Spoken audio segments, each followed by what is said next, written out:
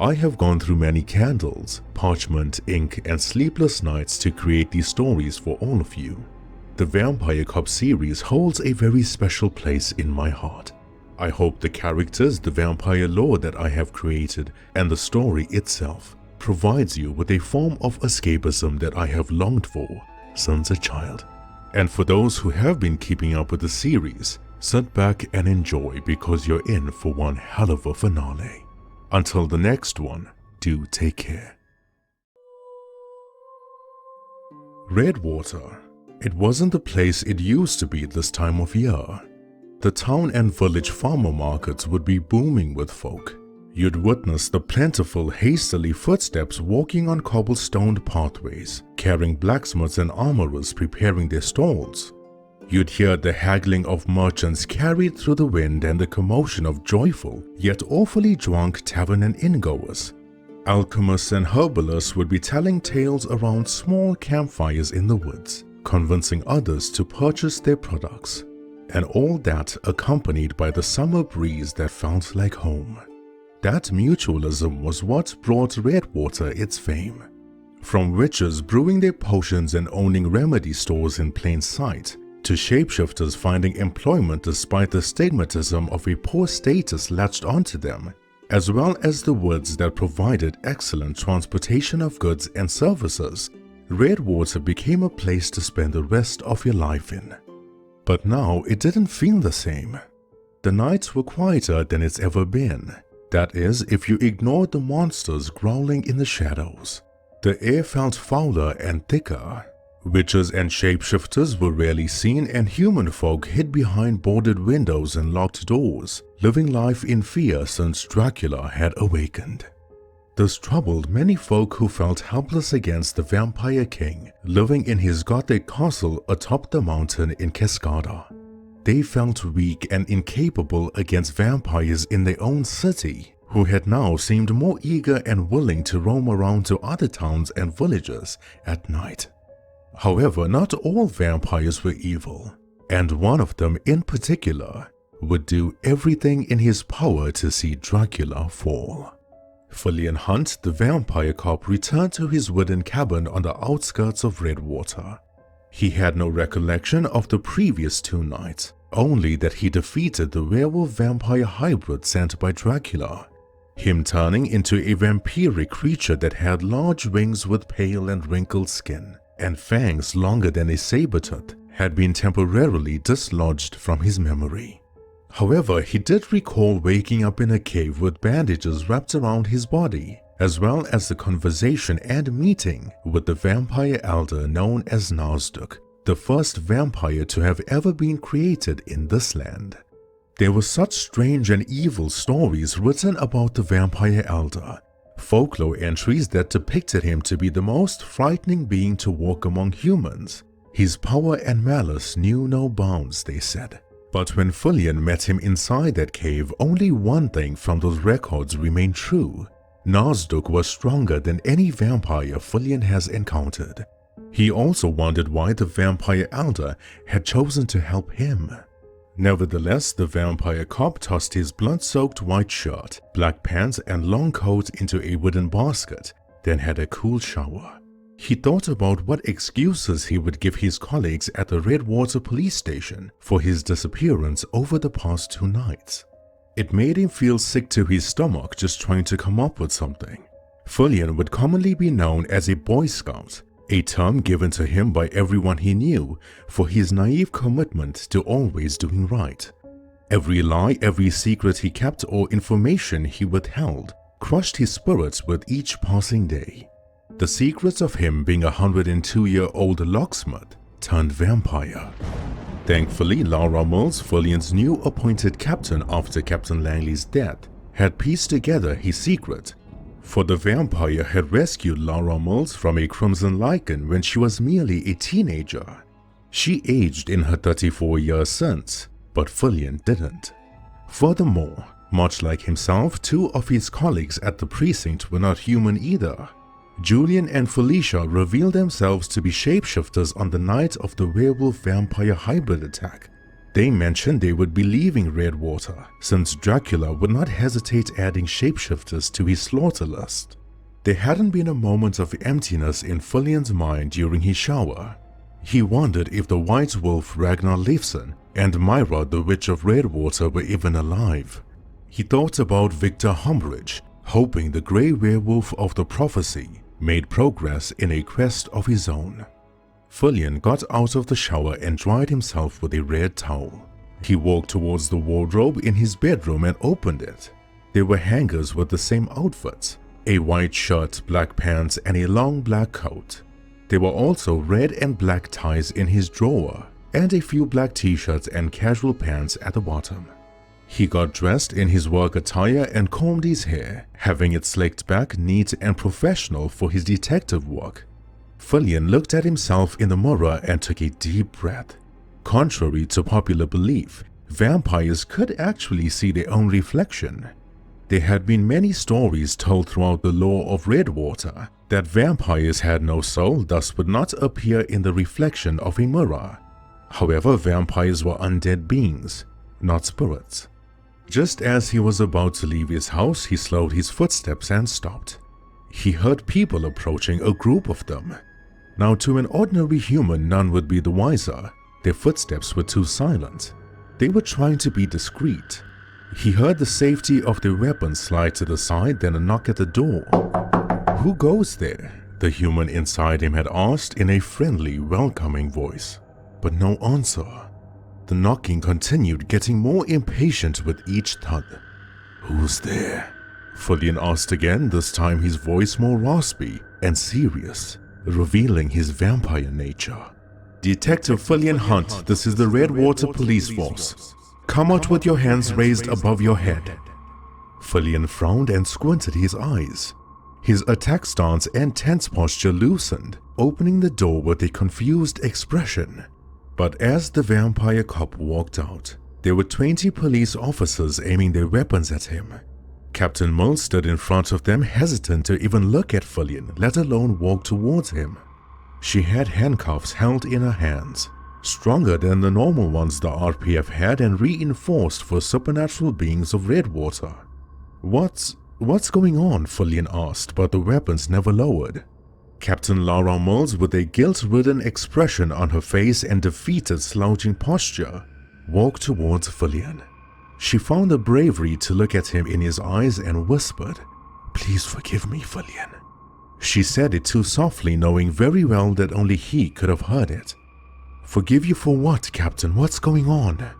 She took a deep breath in and sighed, then said, "Fillian Hunt, you are under arrest for the suspicion of being a vampire and endangering the human lives of the Redwater Police Force and the people we protect. You have the right to remain silent. Anything you say can and will be held against you in the court of the High Council. You have the right to a representative, and if you cannot afford one, the High Council will appoint a representative for you." Fillian Hunt stood in shock and awe. He didn't know what to expect when returning to work for the night shift, but this was certainly not even part of the list. His worst nightmare had come to light, for the vampire cop had been arrested.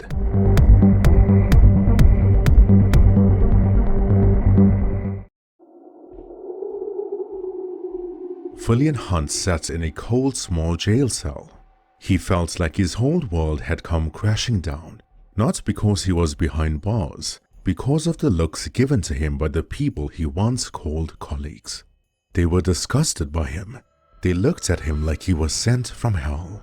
He saw the loss of respect for him fading away from their eyes.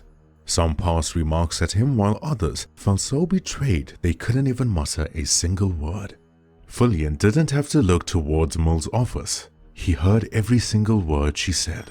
Her telephone rang non-stop, and he knew this wasn't something she wanted to do. The vampire cop heard her heart pounding against her chest. He could smell her perspiration soaking the collar of her shirt. However, when an officer Fillian had been friends with had passed by, the vampire cop asked the inspector what had been going on. The inspector mentioned that 2 nights ago 2 vampire hunters waltzed into the station, a man and woman, siblings apparently. They wore long black coats and brimmed hats revealing Fillian's secret to the RPF. They put up bounty posters with Fillian's sketch and distributed it amongst officers. But they knew too much personal stuff. They found out that Fillian donated half of his monthly paychecks to orphanages in Redwater, something no one knew as he did so anonymously. Just as the inspector was going to tell Fillian more, one of the officers yelled from across the station, "Best keep your distance from that freak, Inspector Matthew. He's going to lure you in and drink your blood." Fillian put his head down in shame. As fast as he was, this was one of those things he couldn't outrun. He felt ashamed, embarrassed, and heartsore to the point of being so fragile that even a gentle sound would burst his eardrums. He'd been careful in revealing his secret to a select few. Could Felicia and Julian given his identity away and lied to him for the reason of their departure? Maybe these vampire hunters got to Mrs. Armonai, the local veterinarian providing him with blood bags. How did they know who he was, what he looked like and where he worked? And more importantly, who the hell sent them? But if the night hadn't already been the worst for the vampire cop, that would soon be solidified. There was an eerie silence that followed. Every inspector stopped doing whatever they were doing and looked out the window. The Redwater church bell tolled, slow and heavy. The others couldn't hear the rats scurrying away into the night, but Fillian did. A gust of wind blew past the station doors, carrying leaves in a whirlwind. Then followed the sound of heavy boots knocking and tapping on the dampened ground. Footsteps that had purpose behind them. Footsteps that oozed confidence from a mile away. Then the doors of the Redwater police station squeaked open. This was the only time Fillian Hunt fully picked up his head. His eyes widened with fear as he walked towards the cold steel bars, gripping them tightly with his shackled hands. A pale man, roughly 6'3", walked through the doors, his hair long and grey just like his coat, blowing from the strong wind carried by an ominous night. His fingernails long and razor-sharp and slightly curved like a creature's. But now, not only did everyone hear the black boots knocking on the ground, they saw it for themselves. No one besides Fillian knew who had just entered the police station. These inspectors, with confused looks plastered on their weary faces, had no idea they were looking at Dracula, the Vampire King. Fillian rattled the bars of the cell. His handcuffs knocked against the cold steel. He tried bending the bars, pulling them off if he could, but the cell was reinforced. He yelled and screamed like a man possessed, with his widened eyes urging everyone to leave the station at once. He begged them, almost crying, but the inspectors never moved. They just stood there frozen, like Dracula's aura commanded their undying attention without even asking for it.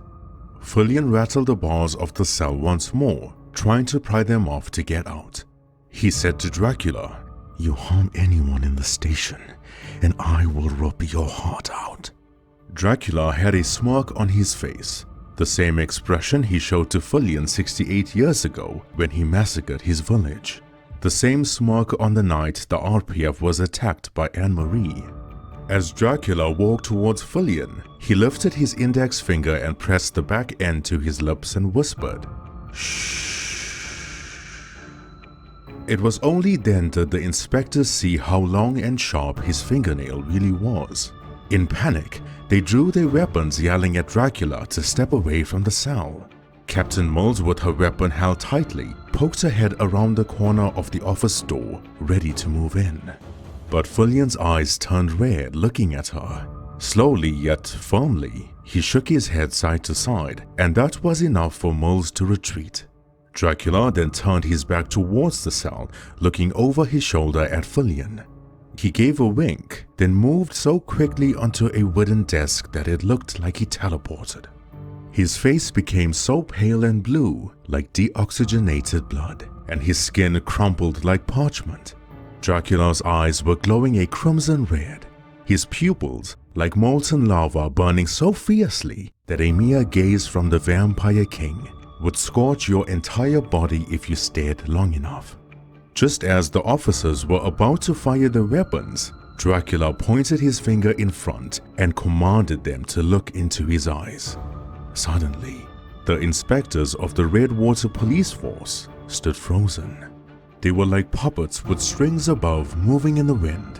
They were staring into Dracula's eyes, and they couldn't divert their attention no matter how much they tried.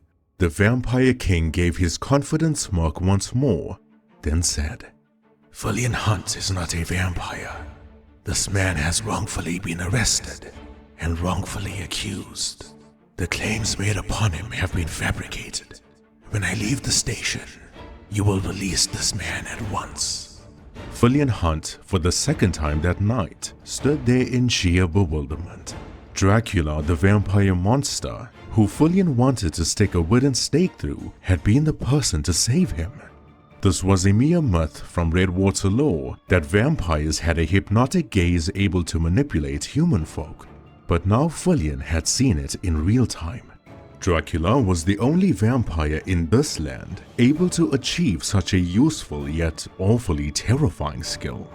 Question was, why the hell was he trying to save Fillian? Dracula gracefully landed on the floor from the desk. He walked to the vampire cop and told him, "We have much to converse about. Meet me when the clock strikes midnight. The woods of Redwater, the first hybrid bunker. Do not keep me waiting." And just like the wind, Dracula had left the Redwater police station. The inspectors immediately regained control over their minds and will, rubbing the back of their heads in confusion. With haste, they rushed towards Fillian, opening the jail cell and freeing him from his handcuffs. The only one who hadn't been affected by Dracula's hypnosis was Captain Mills in her office. She walked out the office witnessing how bizarre the past few minutes had been. The inspectors wished Fillian well and apologized many times for the wrongful arrest. However, the vampire cop knew there wasn't anything wrong about it.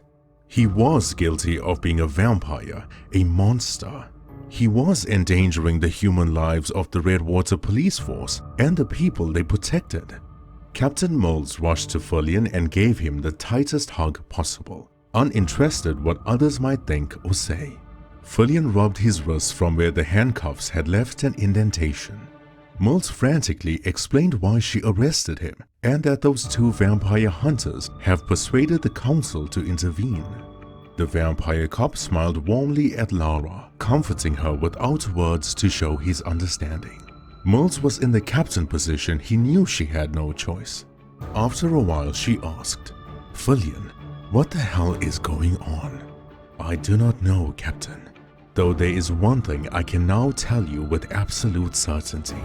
Dracula wasn't the one who sent those vampire hunters to the station 2 nights ago. I heard him tell you to meet him in the woods at midnight," she continued. Are you going to go?"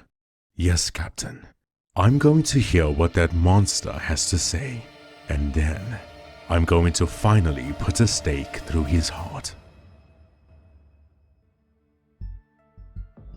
Fillian Hunt had been given the night off. That was the least the RPF could do for a supposed wrongful arrest. Normally, he would hate missing a night's work, but he waited 68 years to kill Dracula, and now was the perfect opportunity. However, to kill Dracula wasn't only about besting him physically. The Vampire King's reputation had never been forged from just brute strength, ferocity, or his speed. He was the bodyguard of the Duchess of Cascada, Cecilia Rosendale. One would only get such a position if their intellect rivaled the Duchess herself. The vampire cop would have to outsmart the Vampire King. He'd have to outwit him and use his pride against him. Before venturing into the woods, Fillian packed 3 wooden stakes and 2 crossbows concealed in his long black coat. When Fillian entered the woods, he could not help but wonder. Dracula was evil, there was no doubt about that, but he looked different tonight. He looked more like Vlad Tepes rather than the monster he became. It was no secret Dracula had been suffering with blood contamination. This wasn't a disease or an ailment, at least not one that had been studied extensively to give a proper analysis. This was a rare condition that had been given to the Duchess of Cascada. Blood contamination indicates that a vampire has been poisoned.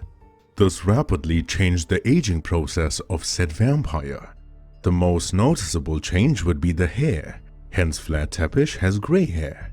Rumor had it that since Cecilia Rosenthal had turned Vlad Tepes into a vampire, she passed down the blood contamination through blood transferal. However, the rumors would be incorrect. The Duchess had only showed symptoms of blood contamination 50 years after turning Vlad. When Cecilia Rosenthal had been close to finding the source of her condition, she died in her sleep. Folk, however, believe she was killed, and blood contamination was a curse, not a sickness. With that being said, when Dracula massacred Fillian's village all those years ago, the Vampire King wore a necklace. It was an amulet of some sort tied to a silver chain. This necklace, along with all the other riches owned by the Duchess, had been given to Vlad after she died. But tonight, Dracula hadn't been wearing that necklace. Nevertheless, Fillian reached the location Dracula had told him about. The vampire cop had destroyed the underground bunker of hybrids not too long ago. However, to Fillian's surprise, Dracula wasn't there. Instead, he met Dracula's most trusted minions, Anne-Marie, known as the Woman in Black, and Mercer, the vampire mercenary who committed such heinous crimes that would make Dracula's killings look trivial. Fillian, without hesitation, drew his 2 crossbows loaded with silver arrows and aimed it at Anne-Marie to his left and Mercer to his right. He pointed the crossbows to their hearts. Fillian knew Anne-Marie all too well. She was the Fenwick's daughter, an elderly couple that took Fillian in when they found him in a trash can on the side of a road as a baby. He loved the Fenwicks. They became the parents he never had. Their village was poor and everyone struggled, but they struggled together. Anne-Marie, their biological daughter, was always rebellious. She never understood that her parents wanted a better life for her, a life she began throwing away with poor choices. On the night of the massacre, Dracula killed Anne-Marie, Fillian, and the Fenwicks, along with 80% of their village. Fillian awakened as a vampire, but Anne-Marie didn't. He buried her along with the Fenwicks and paid respects to them many years ago. However, when rumors swarmed the city of Redwater of a woman in black abducting people from their homes and graves, Fillian found out Anne-Marie was technically alive. Now, whether she crawled out the grave as a vampire from Dracula's bite all those years ago, or whether Dracula had used a form of vampire necromancy, still remains a mystery. Mercer, on the other hand, had no relation to the vampire cop. Much like Anne-Marie, his vampire awakening took place after his death. However, Mercer never needed vampire blood to be evil. He was a despicable, ruthless assassin in his human life that slaughtered innocent folk. Mercer had even killed his parents at a very young age. On the night of the werewolf-vampire hybrid attack, Fillian threw a wooden stake aimed at Dracula's heart. A throw packed with precision, ferocity, and power that would have slain the Vampire King once and for all. But Mercer, Dracula's right-hand man, caught the stake inches away from his master's heart. The vampire mercenary had built a reputation in his vampire life as the werewolf killer. The blood-stained furry coat he wore was made from patches of fur taken from the werewolves he slaughtered. But now, with crossbows aimed at them by the vampire cop, they couldn't move. Anne-Marie, with her black dress and long black hair, pale skin and bloodshot eyes, never tried to even dodge, disarm, or move out the way. But Mercer, with his long black hair always tied in a ponytail and his furry coat covering his massive body blowing in the wind, just laughed at Fillian. The mercenary was faster than the vampire cop, stronger than him and more skilled than him by a landslide, though Fillian was a detective for a reason. Before Mercer was about to utter a word, Fillian fired the crossbow arrow between his eyes. The giant vampire fell to the ground, gradually at first, then rapidly like a brick wall collapsing. Mercer shouted Anne-Marie, preparing to run towards him. However, she stopped dead in her tracks when Fillian intercepted her path. She knew it wouldn't kill Mercer, but it would put him away for a very long time.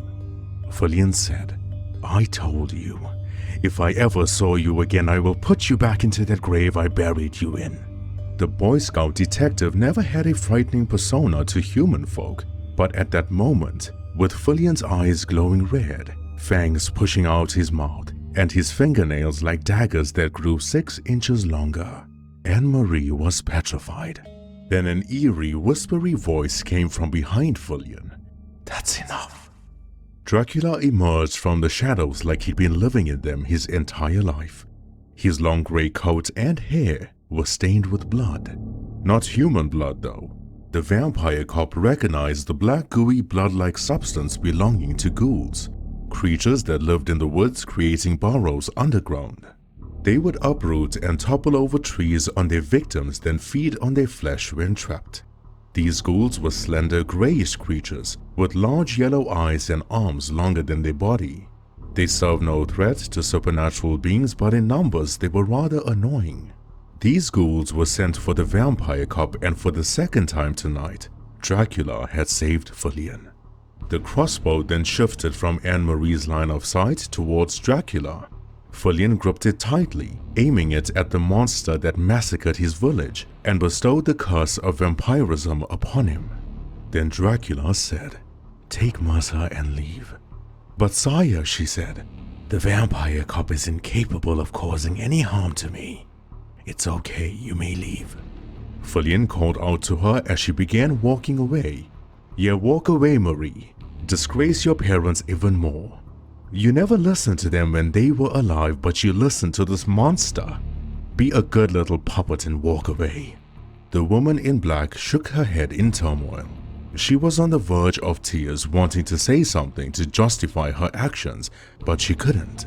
She then picked up and carried Mercer in her arms with ease. Large bat-like wings from the rhomboid muscles between her shoulder blades pushed out and flapped open. She flew away with Mercer into the night, leaving behind Dracula and Fillian alone in the woods of Redwater. If you're expecting a thank you for that shit you pulled at the station, think again. Oh, not at all. Humans generally are ungrateful creatures. Fillian was so angry that he almost growled at Dracula. "Just say whatever you want to, because I know you didn't free me out of the kindness of your heart. You don't even have one. Be done with your words, and I will make sure you never harm another human, town, or village ever again." "Which humans do you speak of? Maybe I am getting older, so my eyes have perhaps begun failing me, but I never saw any human jumping to your defense. All I saw was a bunch of cowards that never questioned your arrest, just went along with it.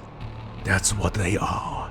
Sheep, the blind leading the blind. This curse is not their burden to carry. They were afraid, and rightfully so. Those inspectors are hard-working folk. They have families to protect, not to meddle in the lives of vampires. They are innocent, something you'd know very little about. And what makes them innocent? Their age, the way they dress or talk. Strange. Were those hunters innocent when they butchered my daughter and burned her at the stake? Those human hunters had families too. Did that make them innocent? And if you stopped at them, the world wouldn't have judged you. But you didn't, did you? Mr. and Mrs. Fenwick were elderly people. My village had nothing but kind folk. What did they ever do to you? Collateral damage. Oopsie daisy. It amazes me how you fight for them. Humans, that is. I've heard you've helped many folk out there. Fought many monsters, sacrificed everything for them, and when you're no longer beneficial, they throw you to the wolves." Fillian had been losing his composure. His emotions were taking control. Dracula could see it in his eyes that Fillian was going to dash forward any second. He knew that look all too well, that anger, that rage flowing through your veins. He said, "Go on then. Get it out of your system." But Fillian needed Dracula's permission. With a wooden stake in his hand, the vampire cop dashed towards the vampire king. His ferocity and speed were remarkable and somewhat frightening. though he couldn't land a single attack on Dracula. Dracula dodged by little twitches of his head, neck, and body. With every miss, Fillian grew angrier and angrier. But the vampire cop was no pushover, and the vampire king was no fool. He noticed how skillful Fillian really was. He had come a long way from being a locksmith. He might even be on par with Mercer's skills, which was dangerous. Then Dracula grabbed Fillian's wrist and knocked out the wooden stake from his hand, though not unscathed. Fillian saw an opening, and with his razor-sharp fingernails slashed the vampire king's chest. They both tussled for a while until Dracula grew bored. Time should not be wasted sparring with the vampire cop. So, with an opened palm, he struck Fillian's chest, sending the vampire cop flying through the trees. Fillian was on his knees holding his chest in pain. Of course, vampires could heal, but they felt pain like everyone else. Before he could even get to his feet, Dracula stood next to him with his arms behind his back in a calm, composed manner. "You know I never turned you, right?" Fillian, breathing heavily, getting to his feet, grunted and ground his teeth. "You'd say anything to weasel out of this, you lying piece of—" "I am many things, Fillian Hunt, but a liar isn't one of them. You share no vampiric abilities inherited from me. You travel in a wisp of black smoke, you have no wings, you cannot walk in the sun like I do, and you feed on animal blood." "What the hell are you talking about?" "Those traits have been owned by the vampire elder. 68 years ago on that night, I made sure I killed you. I was certain there was no blood exchange because I hated who you were. You were this naive, pathetic, weak human fighting for others. That reminded me of who I used to be. You were turned by Nazduk's fangs, boy, not mine." Fillian didn't know what to say. He just met the vampire elder not too long ago. Why didn't he say anything? Why would Nazduk turn him? But time to process everything was short. Dracula said, "I am not here to debate morals with you or give you a history lesson. It pains me even talking to the one who foiled my hybrid operation. But there is great evil coming to this land. Evil that is strong enough to kill us all. The Crones have opened up their portal. Your friends are dealing with it as we speak. But it's a diversion. A diversion for them to make their move. So what? Now you grow a conscience. Now you care for humanity. Fillian, you've angered the Crone. Josephine doesn't take defeat lightly. She's always been the temperamental sister out of the three. I knew they wanted your heart, but when I found out for what, plans changed. I didn't know you shared blood with the vampire elder. You were working for them this entire time. You are a puppet for Hell, and you expect me to believe I do not work for anyone. Hell promised me something and failed to deliver. As much as I hate that giant oaf Ragnar Leifson, you all should count your lucky stars that he and I still exist, or demons would have destroyed your world a long time ago. You may die by any hand, just not theirs." "Then why have you released me? You mean to tell me that Nazduk had only turned one person? Me?" "Two, actually. You're the only so-called living one. My Madame Duchess Rosendahl was the first, but sadly she is no more. I have to protect you, and you have to help me." "I do not need your protection." "They are coming for you, Fillian. Though it isn't just Josephine now. Isadora and Philippa have joined their sister. You witnessed how trivial sending vampire hunters to your station ruined your life. Anne-Marie and Mercer will deal with the hunters, but still, you shouldn't take the Crones lightly. When they get your heart, they're going to use it to resurrect the ancient vampires. Those creatures will destroy anything and everything in this land, and there isn't a single thing you, I, nor Werewolf and Reaper could ever do to stop them." This was the worst possible situation the vampire cop could be in. He hated every second of it. As much as he despised Dracula, why did he feel like the vampire king, for the first time in his ruthless reign, had been telling the truth? It pained him to even ask, "What do you suggest we do?" Dracula said, Simple. We kill the Crones.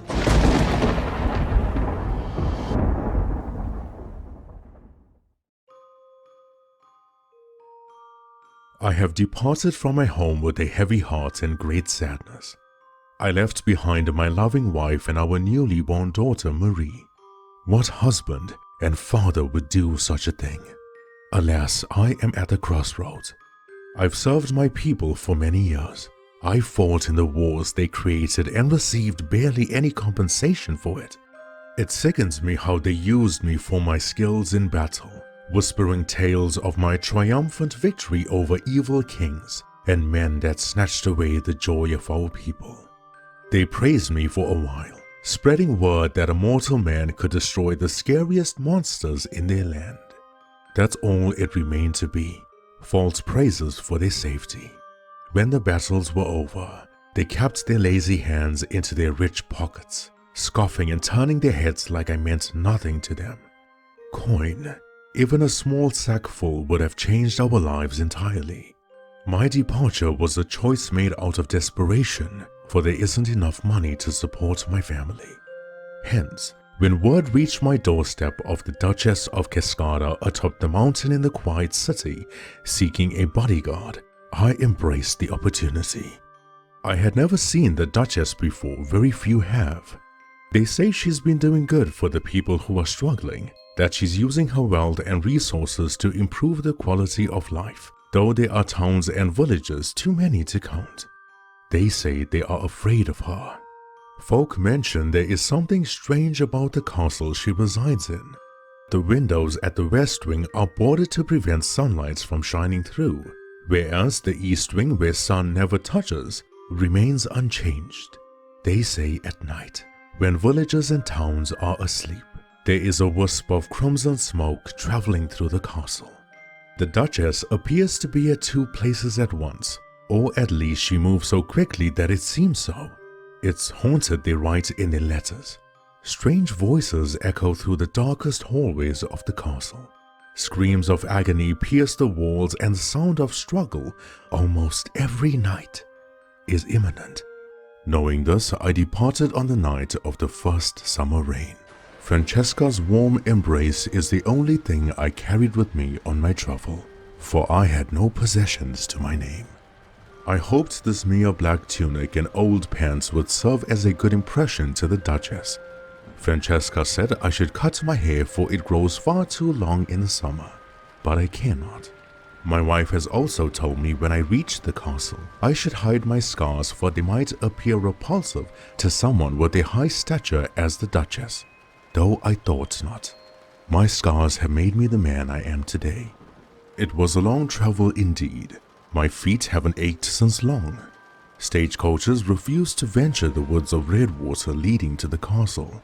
Their reluctance had naught to do with the steep and punishing terrain, but with the horses spooked when nearing the castle. After a grueling trip, I reached the steps that were too many to count, though I've set my eyes on the residence folk have been afraid of for decades. It looked gothic and tired, belonging to a time far older than the memory of the land itself. The walls of charred stone, blackened with age, that looked like they wept from the pouring rain dripping down them. Alas, my eyes caught the sight of the boarded windows at the west wing of which folk spoke of, though I was barely halfway through the grueling steps that never ended. I remember not how many thundercracks roared through the midnight sky as I reached the castle doors. Doors taller than any I have seen. However, the silence of my travel was snatched away from me. Hunters, 12 of them, approached behind. I could tell from their animal pelts wrapped around their shoulders and waists. Tall spears held firmly in their hands, but not as threatening as the look in their eyes.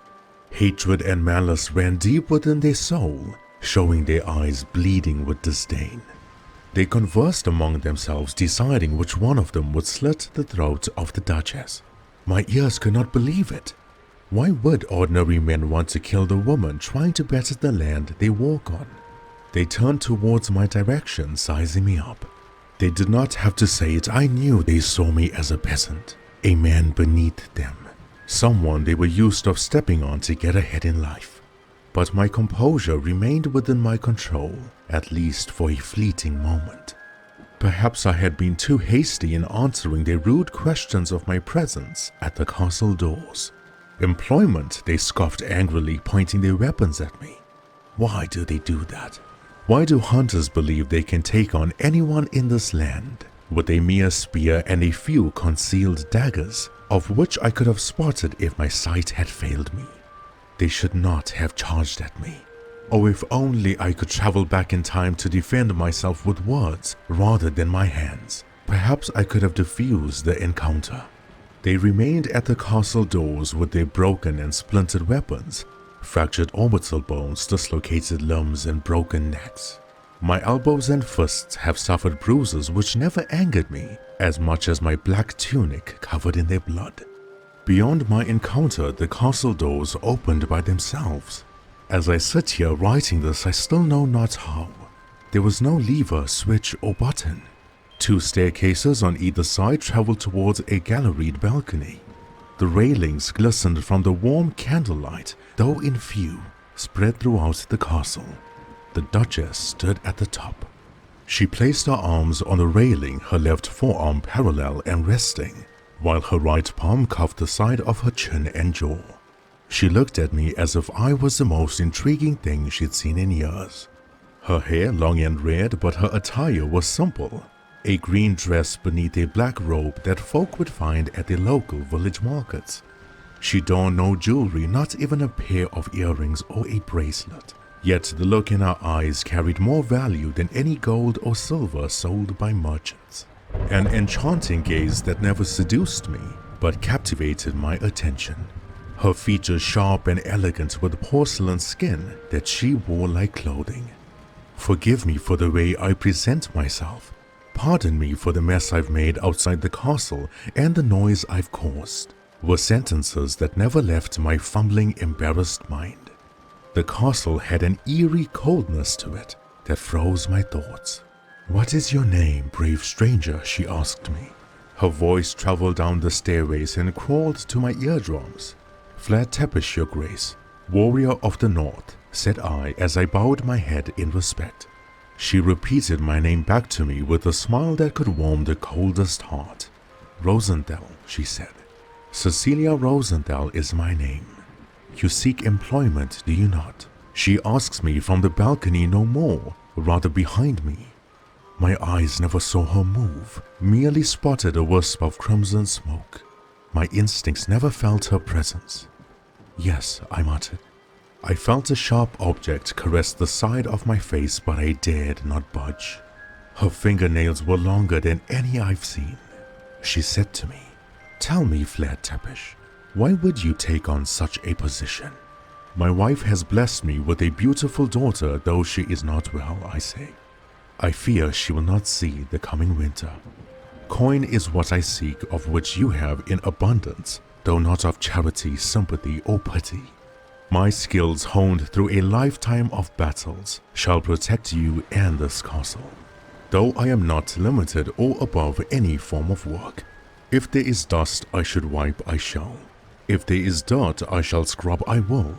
I felt nervous speaking to her, as if my words would not sound fitting for the Duchess.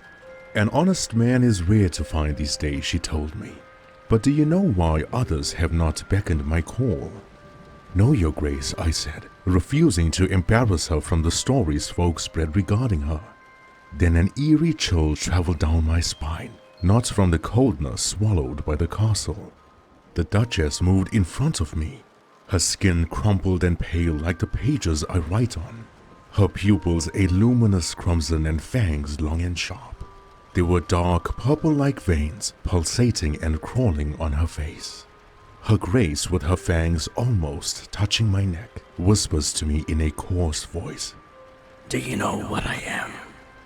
What I am capable of doing? Are you not afraid?" I dared not answer first. I was petrified, but I showed it not. My feet planted to the castle floor, my body still like a statue. I merely moved my eyes to the left, looking at her monstrous face. "No," I said. a singular response that answered all three of her questions. Within a blink of an eye, she changed into her beautiful self again, as if I was hallucinating. She giggled warmly and looked deep within my soul. Madame Rosenthal extended her hand in front, ice cold to the touch as I gently met it with my own. While too recent, I have become very fond of you, Flat Tapper, she says. The room she provided me is bigger than my lodgings back in the village. Tonight will be the first time I sleep on a bed. I have ink and parchment with candles at my bedside table to write to my dear wife. Madame Rosenthal will compensate my efforts with 100 gold coins per month. 5 of those coins would be more than enough for curing the ailment my baby suffers from. 2 gold coins would change my wife's life forever. Madame Rosenthal has granted me 2 days of rest and leisure, Saturday and Sunday per week, to see Francesca and Marie. I know not what the Duchess is, nor her reason for protection, though I have earned my first gold coin tonight. I was requested to deliver the bodies of the hunters I had slain outside the castle to Madame's bedroom. Do not waste any blood, she told me. When I locked the castle doors and traveled through the long hall to my room, my eyes snatched a glimpse of Madame's slightly opened bedroom door. The sharp fangs I saw earlier had returned, as she stayed seated on her bed, sinking them into the necks of the hunters. I shall tire for the night, unaware of what lies ahead of me in this line of work. I fear not, nor am I nervous, knowing the Duchess I serve consumes blood the way I do water. And yet, why do I feel like this is my new home?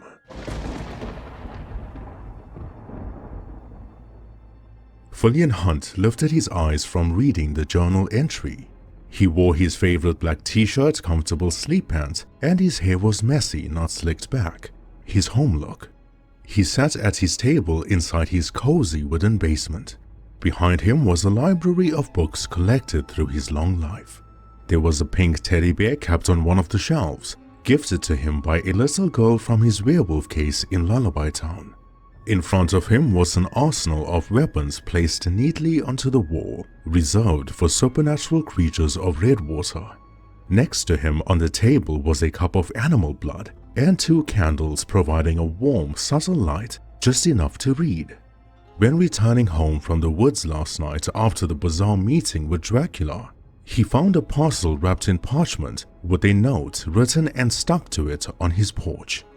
It said, "My dear Fillian, I know you detest me with every fiber of your being, and I shall explain my actions when time permits me to do so. For now, this is Flat Tappish's journal. Read it when time is spare. No matter what, he can never know I took it. I have to keep him away from that dreadful castle. Perhaps this journal will help you understand the mystery of why I have stuck by his side. Love, Anne Marie." Fillian Hunt scratched the flaky skin on the side of his thumb, an awful habit when stressed. It was true, he did hate Marie, though if Dracula's new appearance last night was any indication of something more going on, something stranger, then maybe this journal will help him solve it. The vampire cop pondered for a while, wondering how could a man like that, a loving husband, father, and a respectable warrior, turn into the monster he is today. The entry he just read was titled "The Night I Met the Duchess." He despised Dracula, and he hated the fact that the writing done by the Vampire King had captivated him. He also realized why Dracula took a fondness to Anne Marie, for she reminded him of his biological daughter. The next journal entry was titled "Ancient Vampires." Fillian barely read the first sentence. "'Tis had been a few weeks since I've..." And there was a knock at his door. Fillian Hunt never had visitors, especially when the sun was out. The only person who would stop by would be Captain Moles, as she's done so before.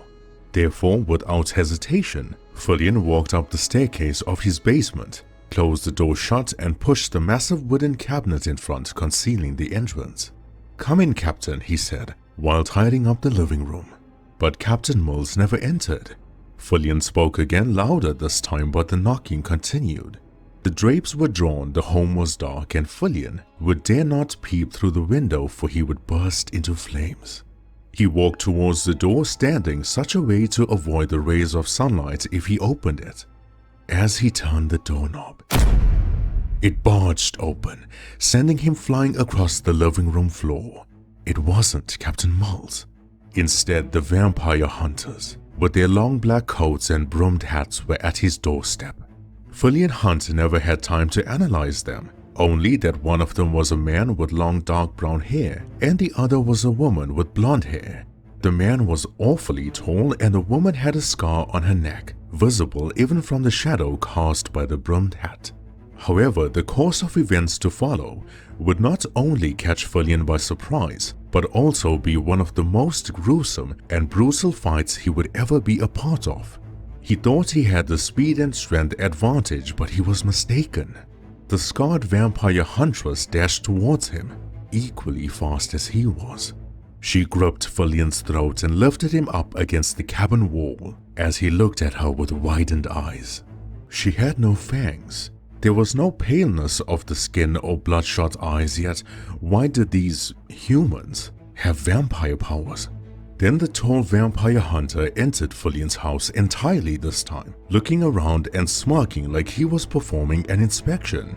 Without looking at her, he said to the scarred huntress, "Make it quick, Laika, we don't have time." Fillian Hunt was in a very difficult position. Laika, the vampire huntress, was about to kill him, but never in his life has Fillian raised his hand against a woman. The situation was no different. As skillful as the vampire cop was, Dracula did have a point in the woods of Redwater.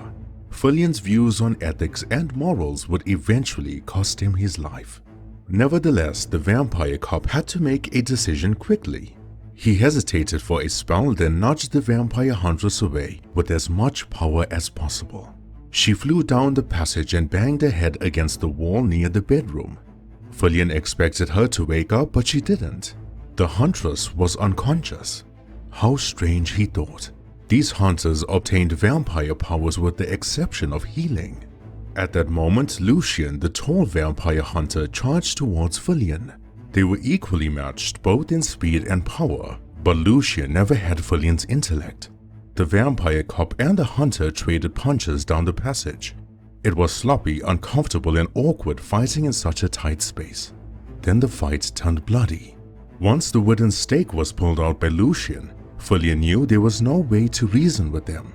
The vampire cop used his razor-sharp fingernails to claw and slice the hunter's chest, though it wasn't deep enough to kill, just strong enough to subdue, and he did so successfully. In a fist fight with equal speed and strength, the hunter would have an advantage. Lucian was taller than Fillian by at least 2 feet. His reach would be longer. However, in the grappling department with Fillian's police training, subduing the perpetrator was his forte. He grabbed Lucian's wrist, controlling the hunter's movement. A knee to the stomach, followed by a tight elbow to the temple, then a knee to the right thigh, which brought Lucian down to the ground. The vampire cop's fighting style was simple: differentiate attacks between high and low, and never repeat patterns. Fillian knocked the wooden stake out of Lucian's hand, then moved around him, pushing him down on his back, pressing the hunter to the floor. "Who sent you?" Fillian asked angrily. "Who are you working?" A sentence left incomplete. Laika behind him had regained consciousness. She stuck a dagger into Fillian's neck as blood shot out. Usually that wasn't normal for a vampire, unless the wound expelled the recent blood the vampire has fed on. The next wound inflicted upon Fillian by Laika with the same dagger to his back displayed a different state known as the deadwood effect. Without blood pressure or a pumping heart, the skin and the muscle tissue don't pull apart or retract the way living flesh does. The cut stayed exactly as wide as the blade that made it. It behaved more like a slice into cold silicon, dense rubber, or even fresh clay, though it still hurt just as much as if he was human. Thankfully, Fillian fed recently, so his wounds began healing with haste. In pain, he had no choice but to release the grip he held on Lucian, turn to Laika behind him, and disarm the dagger.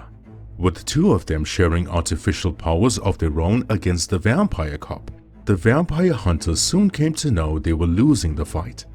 As it progressed, Fillian Hunt became angrier. He stopped pulling his punches, and his ruthless vampire side took over his human nature. The wooden floor of his cabin had a stream of blood flowing through the passage. Josephine, the middle sister of the Crones, had also made the same mistake last time. They should never underestimate the vampire cop. With their last resort, the vampire hunters got away from Fillian and tore down the drapes. They shattered the windows in his home and broke down the door. The vampire cop couldn't chase them, not when his skin sizzled at the slightest touch of sunlight. However, he reached for his pistol under the living room couch and in one swift motion fired 2 shots. The scarred vampire fell to the ground as the bullet pierced her heart. The other shot missed Lucian by a hair, splintering the wood on the doorframe as the hunter left Fillian's home. The vampire cop slammed his weapon to the floor in frustration. Not only did one of them leave, but the other was now dead. Who sent them? Why did they have vampire powers while remaining very much human? How did they obtain so much information about him? And why did Fillian feel there was more to this that meets the eye? Lucian fled into the woods of Redwater. The brightness of day almost blinded him as he removed his long black coat and brimmed hat from the scorching heat. The hunter sat and rested against a trunk of a tree in the woods, catching his breath. However, his wounds were not healing. Whatever these vampire hunters took or were given was temporary. Lucian thought about his sister, now lying on the vampire cop's floor. He thought about how they lied to him regarding Fillian Hunt, saying that he was an easy kill. The hunter wished to close his eyes for a bit and hoped the wounds would not be so severe by the time that he woke up, though he would sorely be mistaken. There was a large shadow cast upon him, a figure blocking the sun. Lucian looked up slowly, only to see Dracula standing in front of him. The vampire king never wore his famous long grey coat that matched his hair.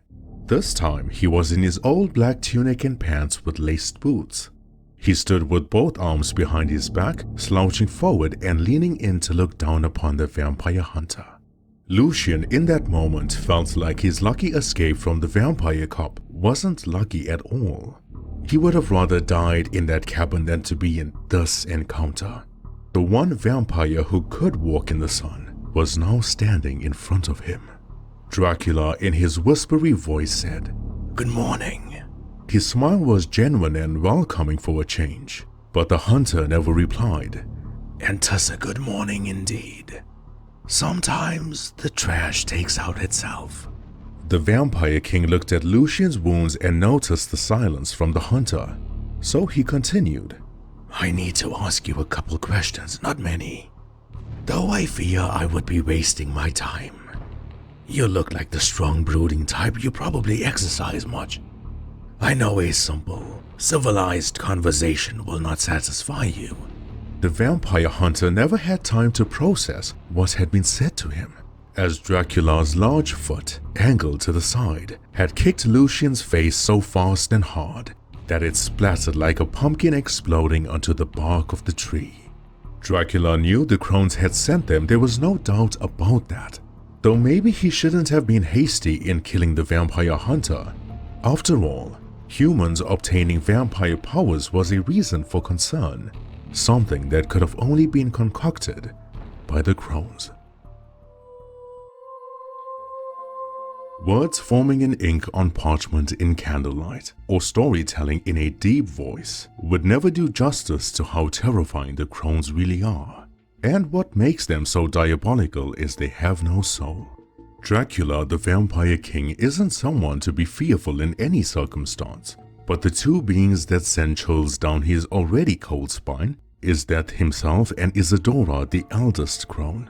From youngest to eldest, Philippa, Josephine, and Isadora, the oldest witches in the land, have plagued humanity for centuries. Don't be fooled when they appear as beautiful women with porcelain skin, alluring eyes, and seductive voices, for that is their greatest trick.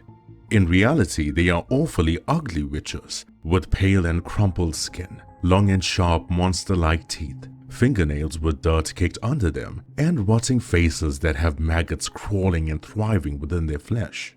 They each specialize in their own craft of dark magic, which in turn consumes the color of their eyes. Philippa, the youngest Crone, harnesses maleficium. This magic focused on causing physical harm to the world, such as inflicting illnesses, causing the loss of livestock, burning, breaking, and/or dislocating limbs. Philippa would often be mistaken for Red Riding Hood if one stumbled upon her in the woods. She wears a hooded robe-like cloak with eyes redder than the blood she spills. Despite her dark magic physicality, Philippa has never been seen in the human land. No werewolf, vampire, elf, dwarf, or human would ever know she occupies the very land they walk on. Some may be completely unaware they pass her by every day. Josephine, the middle sister, controls necromancy. This form of dark magic involved rituals pertaining to summoning or resurrecting the dead. She has glowing yellow eyes like a demon and dons a hooded blue cloak. Josephine has been the Crone tormenting and haunting the vampire cop since the very beginning. He and Captain Mills experienced a near-death encounter with her in an old abandoned church building not too long ago, but thankfully they got the better of her that night.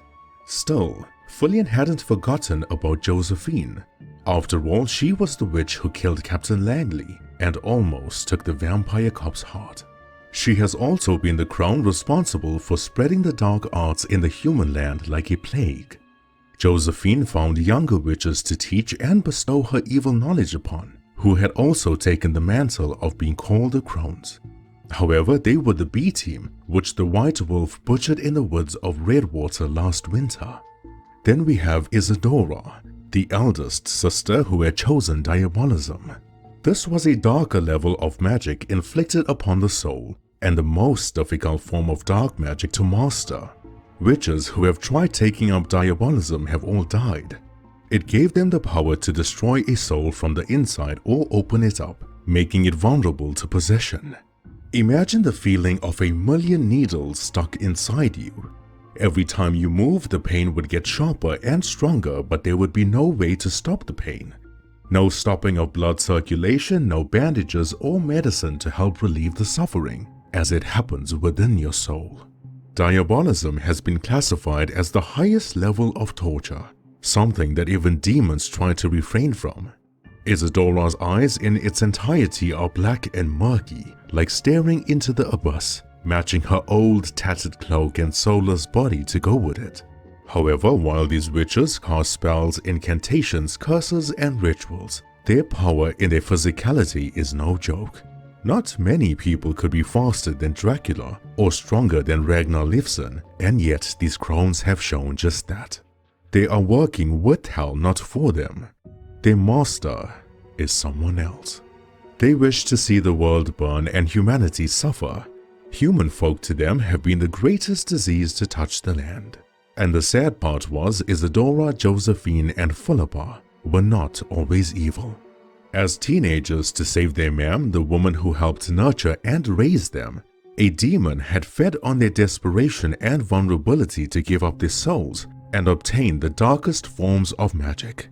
Their souls are still out there, trapped in a wooden chest buried deep beneath the woods of Redwater, though the only ones that know that secret are the monsters in hell. But now, in a cold, dark dungeon that had a stench of rotten eggs and decay, the Crones talked about the way forward. Josephine paced around the dungeon impatiently. She muttered to herself words that barely made any sense. Philippa sat on a wooden chair with her legs crossed, munching away on a rotten apple. Every bite she took angered Josephine until she said, "Philippa, could you stop eating that fucking apple?" Philippa rolled her eyes, chewing slower and louder than before, then tossed the apple to the floor. They bickered amongst themselves until their elder sister entered the dungeon. It seemed like the entire atmosphere changed when Isadora walked in. The air felt heavier and there was immense pressure on Josephine and Philippa's shoulders. While the other two sisters were in their natural state, old, frightening, and monster-like. Isadora entered as a young, beautiful woman donned in her black cloak.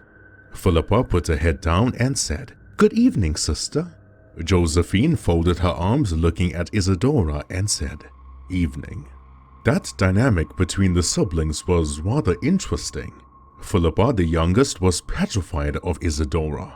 Her humble demeanor showed respect, but really it was just masking the fear she had. Whereas Josephine's demeanor showed that while she may be afraid of Isadora, she refuses to show it or give her the satisfaction. Isadora pulled a chair and calmly sat down. With her right leg crossing over her left knee, she asks, "Update." Josephine answered. "The Vampire King has betrayed us." Philippa interjected, Now, we don't know that yet." "Yes, we bloody well do. As much as I've doubted those pathetic vampire hunters, they did their job without drawing too much attention to themselves, or us. And Dracula goes and frees Fillian Hunt." Philippa interrupted. Maybe the Vampire King is luring Fillian in, catching him off guard. "Philippa, he has left the castle. Those 3 worthless fools working for us told me he never wore the necklace when leaving. Without that cursed object, how are we supposed to locate him? Isadora, you'd be wise to take this seriously. We should kill Flat Tepish now, and you will be wise to lower your tone with me, Josie. This is your mess that I have to fix. It humors me when you say kill Flat Tepish. Foolish girl, do you not know who that man is?" Josephine had now become arrogant. "Oh, so you're afraid of Dracula?" "No, not at all. But you two should be. Furthermore, both of you, especially Josephine, need to stop underestimating Fillian Hunt. He outsmarted you, Josie. You could have killed him in that old church building, and he got the better of you. You're in no position to be giving me orders." Josephine hung her head in annoyance. She was strong and extremely powerful in her own right, though not enough to stand up to her elder sister. Then Isadora continued. "By the way, when were either of you going to tell me Nasdaq has awakened?" Josephine and Philippa never knew how to respond to that question. Not because they were ashamed of their failure, they had no idea themselves. "Instead of focusing on Flat Tepish, why don't you two focus on finding the whereabouts of the Vampire Elder? Someone who can kill both of you without even breaking a sweat." Philippa nervously nodded her head in agreement. She then asks Isadora, "And if I may, sister, what will you do?" "We shouldn't waste time searching for Flat Tepish. He holds a scarier form of intelligence than his strength. Cecilia Rosenthal saw something in that man, and for good reason. Find the Vampire Elder, and I shall poison his thoughts. If we could take his heart for the ritual, that would be much easier. But Nasdaq, even under mind control, will be too much of a risk for us to take. And we've waited long enough. If I can get him to kill Flat Tepish, or hopefully they both take each other out, Fillian Hunt is fair game. And surely that wouldn't be something you two would mess up." There was a long silence afterwards till Isadora shouted across the dungeon, summoning those who waited at the door. 3 creatures, darker than the night itself with large white eyes and sharp teeth, entered the dungeon crawling like animals. They bowed to Isadora's feet, daring not to look at her. She asks them, "Why has Flat Tepish left the castle? And don't you dare lie to me." The most frightening thing about the monsters at her feet was not their appearance, rather the unity. Every cough, sneeze, stutter, grunt, or growl, every sentence or hand gesture were all done in unison. They replied, "Forgive us, our queen. We fear the woman at Dracula's side has begun piecing together the secrets of the castle. We know not where his journal or his necklace is, but we shall retrieve it, make no mistake. Our failure will not repeat itself." "Oh, I know it wouldn't repeat itself. We both know what will happen if it does." As the creatures crawled out of the dungeon fearfully, they snapped their fingers and changed how they looked. They were now old men with long white beards wearing robes and pointy hats. Their disguise has been one that has fooled even the most intelligent. Going by their aliases Cornwell, Connolly, and Caleb, they hide behind their true names: Asmodeus, Belial, and Beelzebub, demons of ancient times, masquerading as the Wizards of Three.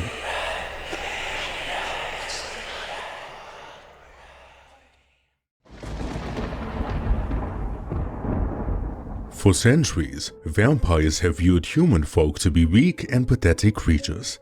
But if there was one thing they hated more than people, it was werewolves.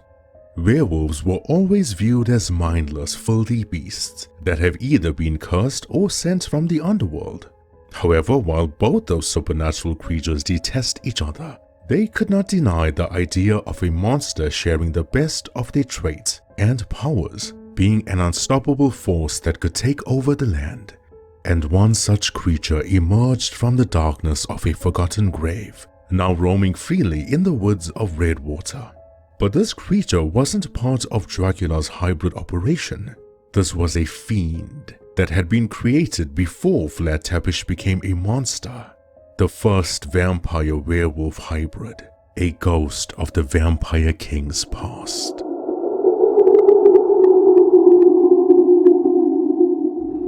Meanwhile, on that dark, stormy afternoon, the vampire cop was on his knees still scrubbing away the blood on the wooden passage floor of his cabin.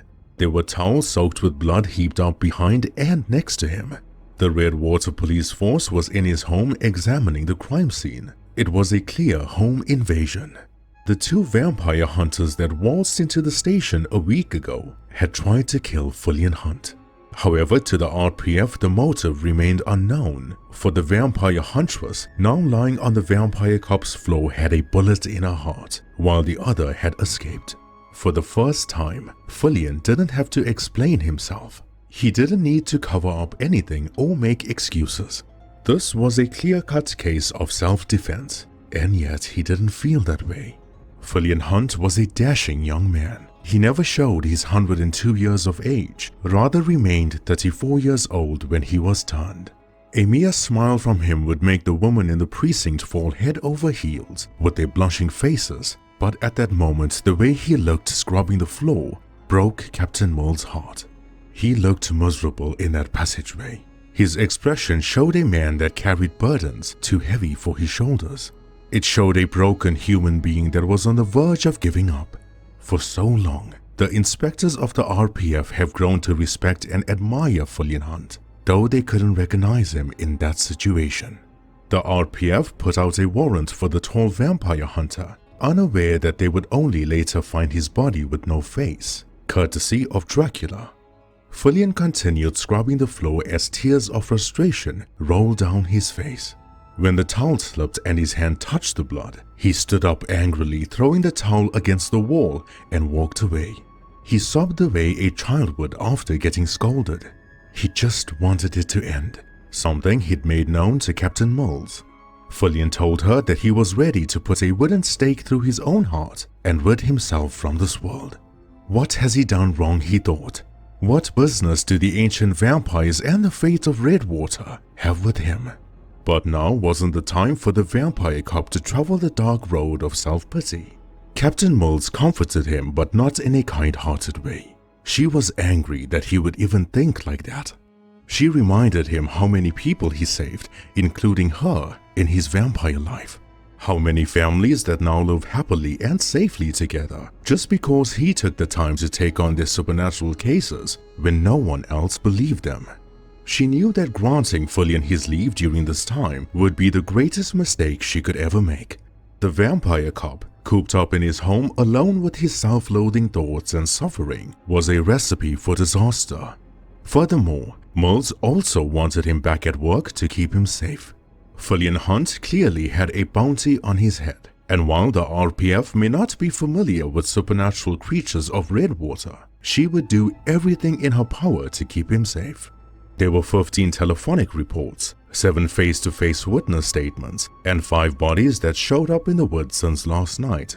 There were innocent people petrified to their cores, hoping Fillian Hunt, the pale, dashing, pointy-eared and quite peculiar detective, would come to their rescue in their darkest hour of need. And so the vampire cop snapped out of the spell of self-pity. He readjusted his posture, wiped his tears, took a deep breath in and focused on the matter at hand. The RPF would help rebuild and repair the shattered windows and the broken door of his home. He never needed to worry about them finding the basement, not when it was concealed to perfection. No one would ever know a book in the cabinet blocking the entrance was actually a lock and key mechanism for the secret basement, courtesy of his locksmith experience. After a few hours, when the rain continued, Fillian Hunt was at the Redwater police station, though he didn't go empty-handed. Hunters obtaining vampire powers was a scarier immediate threat than ancient vampires awakening.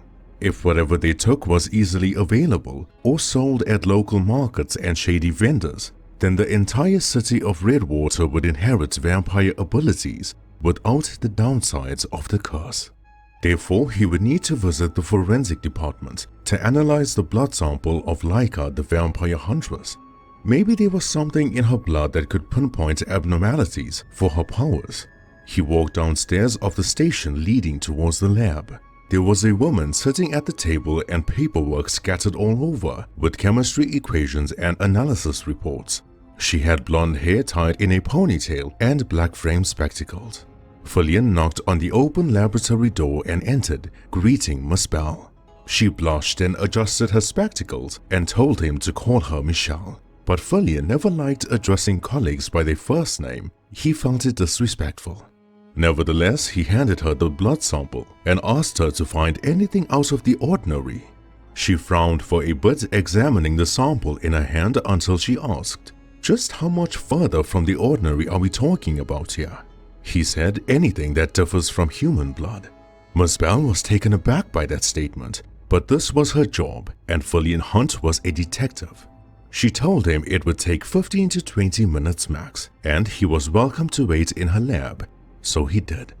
Miss Bell carried forth a microscopic examination, just a few minutes for the basic look, smearing a drop on the slide, letting it air dry briefly, and putting it under the lens.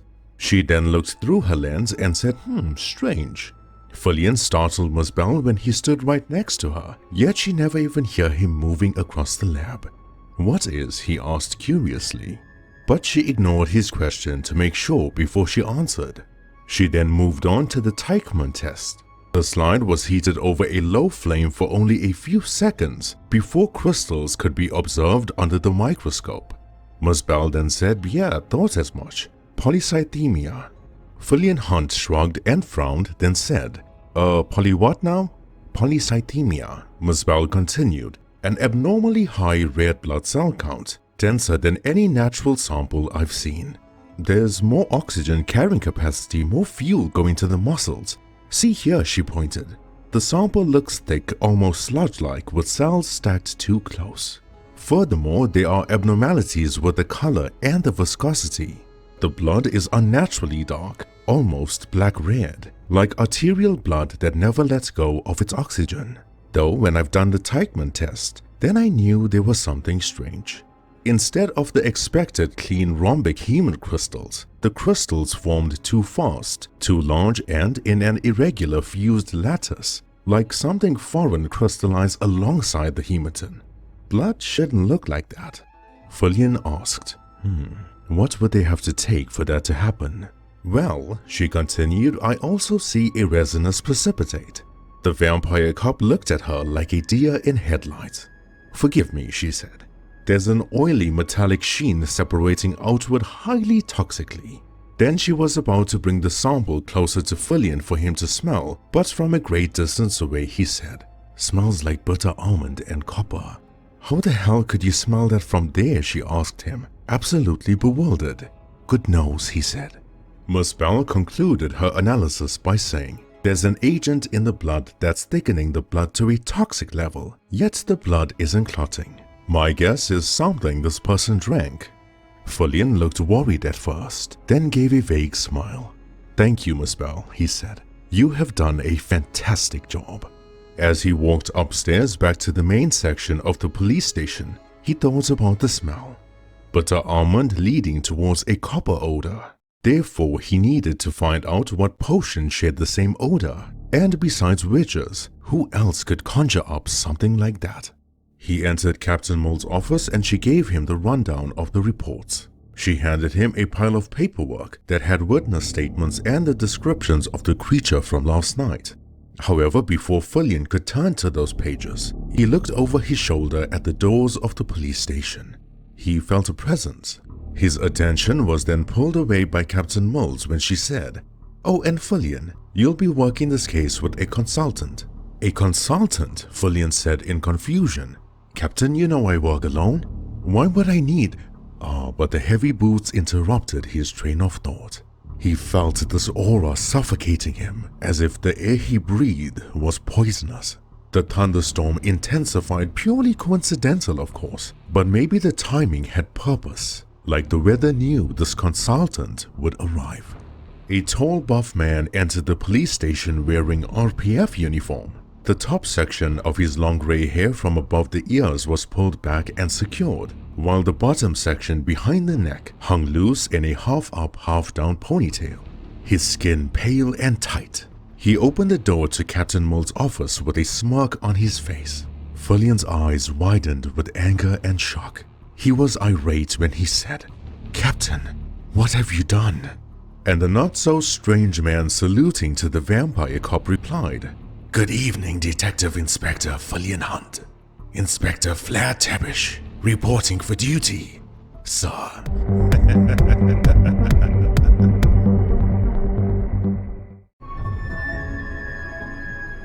Fillian never turned to Captain Moles. He never needed to protest the decision because he knew what happened. Dracula used the hypnotic gaze again, convincing Moles to hire him as an inspector for the force. Folk may think Flair Tabish is frightening for his physical battle skills or his power as a vampire older than 500 years. And they would be correct, but his intellect, as mentioned by Isadora the eldest Crone, was absolutely terrifying. Instead, the vampire cop pulled out his pistol and pressed the front end onto Dracula's forehead. Moles jumped up from her seat, trying to defuse the situation, but Dracula waved his hand at her to show it was okay.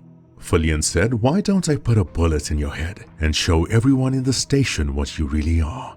Flair Tabish's arrogant smirk never left his pale face.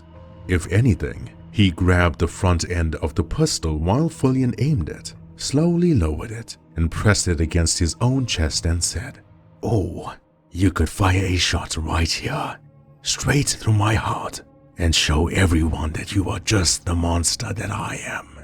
Moles got between them, diffusing the situation. She wanted to know what was really going on, but Fillian brushed her off in annoyance. He told her how disappointed he was in her. A harsh statement, uncalled for and out of Fillian's character, but he was frustrated. He stormed out the police station, angrily folding the paperwork into his coat pocket. Flair Tabish gave a charming smile and winked at Captain Moles, then left the station following Fillian Hunt. He pestered him for a while until Fillian grabbed him by his collar and slammed him against the cold brick wall of the alleyway. "Why don't you just kill me?" Fillian asked. "If you're so scared of the Crones getting my heart, why don't you just kill me and be done with this altogether? I hate you. I hate everything about you. I hate looking at your face. I hate the sound of your voice. I hate you." Though Dracula never fought back or answered. Truth be told, he never knew how to answer that. Flair Tabish was indeed a monster of the foulest kind. His crimes throughout his long vampire life have been so nightmarish that ending someone like Fillian Hunt would be the easiest thing he could do. Though recently he felt strange about the whole situation. He felt like he needed to protect Fillian Hunt for reasons he could not yet fathom. Reasons that only started showing up once he got away from the Gothic castle in Cascada. "I've received word of a werewolf creature with wings causing havoc in Redwater. Creatures like that, as we both know, are hybrids, which shouldn't exist since you killed them all. It isn't one of mine, and I'm the only one who knows how to create them. If this involves ancient vampire blood or hybrids, I'm just as invested in this case as you are." I feel its power weighing down on me. This isn't something you nor I can face alone. So if you want to bicker like a married couple, be my guest, or we could find this monstrosity and kill it.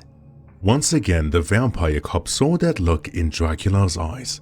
The look of a man speaking the truth and genuinely wanting to help. He thought about Anne-Marie giving him Dracula's journal. He thought about the first entry and how different of a man Vlad Tepes was. Is that what haunted Fillian Hunt? Maybe that was the reason as to why he couldn't kill the Vampire King. How easy it would be to fight and end the monstrous evil Dracula with no remorse afterwards. But could Fillian, with a clear conscience, kill Vlad Tepes, the man trapped within the monster? Maybe it was fear. Fear knowing that if Dracula existed no more, they would never be able to defeat the ancient vampires looming over Redwater. Nevertheless, this investigation was more important. 5 people have died already, and the vampire cop would not let another victim be added to that list. However, Dracula showed no interest in saving human folk. When Fillian used his coat as cover to read the witness reports to prevent rain from getting them, Vlad Tepes took a sneak peek and saw the location the creature was last seen at. He traveled in a wisp of crimson smoke, soaring through tight alley corners and dark passages, making his way to the woods. Fillian, on the other hand, cared what people had to say. He cared about how they felt and how they perceived traumatizing events, so he could relate to their grievances and fears. While he may be the most skilled detective, accompanied by immense strength, speed, and heightened vampire senses, Fillian Hunt, much like the human folk in Redwater, was always terrified. The reports were divided. Some reported a werewolf creature while others mentioned seeing a vampire monster, although the descriptions remained the same. They said it was 9 feet tall, with dirty wet fur barely covering its monstrous, muscular body. The creature had gnarly fangs, large bat-like wings, and pointy ears that were almost as long as its head. Its claws were like meat hooks, razor sharp, they said, that it cut down a tree in the woods with one clean swipe. Folk in Redwater have accustomed themselves to vampire sightings, especially catching them feeding on victims in the woods. They slouch over their victims and drink their blood from the neck. However, this creature was more relentless and rabbit-like. The victims it killed were all torn in half, then held in the air over the creature's tilted head, with their blood dripping into its mouth. But the next part sent chills down Fillian's spine. While unable to get close to the creature, folk reported getting a strange odor from the area it was seen in, a strong, bitter, almond, copper-like stench that stung their noses. The vampire cop slowly folded the reports and kept it into his pocket. Bitter almond and copper-like stench, the same odor from the blood sample Miss Bell told him about. As Fillian made his way towards the woods, he bumped into an old man on the side of the village road. The man fell to the ground from the impact, groaning in pain. Fillian Hunt felt a sharp prick on his arm, between the bicep and the forearm, but quickly rushed to help the old man. "Please forgive me. I was distracted by my thoughts and I didn't see you there." Fillian then helped him to his feet and the man forgave him kindly. 15 minutes later, the vampire cop reached the reported location in the woods. Dracula was there, crouching and gently running his fingertips onto the dampened soil. He was examining the creature's footprints. Without looking, he told Fillian, "This fiend is quite large and heavy. Going by the length and width of its footprint, I'd say it's about 9 feet tall." Dracula looked different in that moment. He was focused and awfully serious, but not in a cool and calm way, rather furious. His red eyes were smoldering like molten lava, and his fangs were visible even in the darkness. He brought his fingertips, now soaked with the creature's blood, either from a scratch wound from a branch, to his nose. He growled in bewilderment. Fillian, shining the flashlight on the footprint, then at Dracula, had said, "Bitter almond and copper-like scent." The blood sample from the vampire huntress had the same smell. "There was only one person who had that scented blood. Her Grace, Miss Rosendale." "Are you saying the hybrid is the Duchess?" Dracula looked up at Fillian angrily. His face was a scary sight to behold. and in a deeper, gravelly voice he said, "Of course not. She's dead. I buried her myself and only I know where. I don't know how this is possible." Fillian glanced at the footprints yet again. He took a moment frowning, then his eyes widened with realization. Those footprints were left for them to find. They were freshly made as rain hadn't filled them up with water yet. It was too late for them to realize it was a trap. The vampire cop and the vampire king, despite their heightened senses, had no idea the vampire-werewolf hybrid was creeping up behind them. The creature never attacked them. It wanted them to see its monstrous face. It wanted them to hear the sound of the chain shackled to his wrist, dragging on the ground. It wanted them to feel its power, for this monster was no coward, nor did it feel like it needed to catch them blindsided. Fillian turned around and slowly backed away. He had fought hybrids before, but never something of this magnitude. To him, this monster reminded him of Mordrag the Hellhound. Forget how large the creature was. Its face alone was more frightening than anything the vampire cop has seen in his long life. The fiend's eyes were large and yellow like a demon. Dracula, on the other hand, could not believe his eyes. Unlike Fillian Hunt, this wasn't the first time the Vampire King has seen this monstrosity. With both him and Fillian backing up at the same time, the creature walked slowly towards them. Dracula could only mutter a single word, a name, Valaketh. And to Fillian's horror, the hybrid had a voice. "Oh, I'm glad you remember me, Flat Tepish, or shall I call you Dracula?" Valaketh saw Dracula's red eyes and sharp fangs. He saw the razor claws at the ready and continued. Never would I have expected you to become the monster you despised." Every step taken by Valaketh, Dracula and the vampire cop backed up. Fillian whispered to Dracula, "How do you know this abomination?" But the Vampire King never answered. He was too stunned to speak.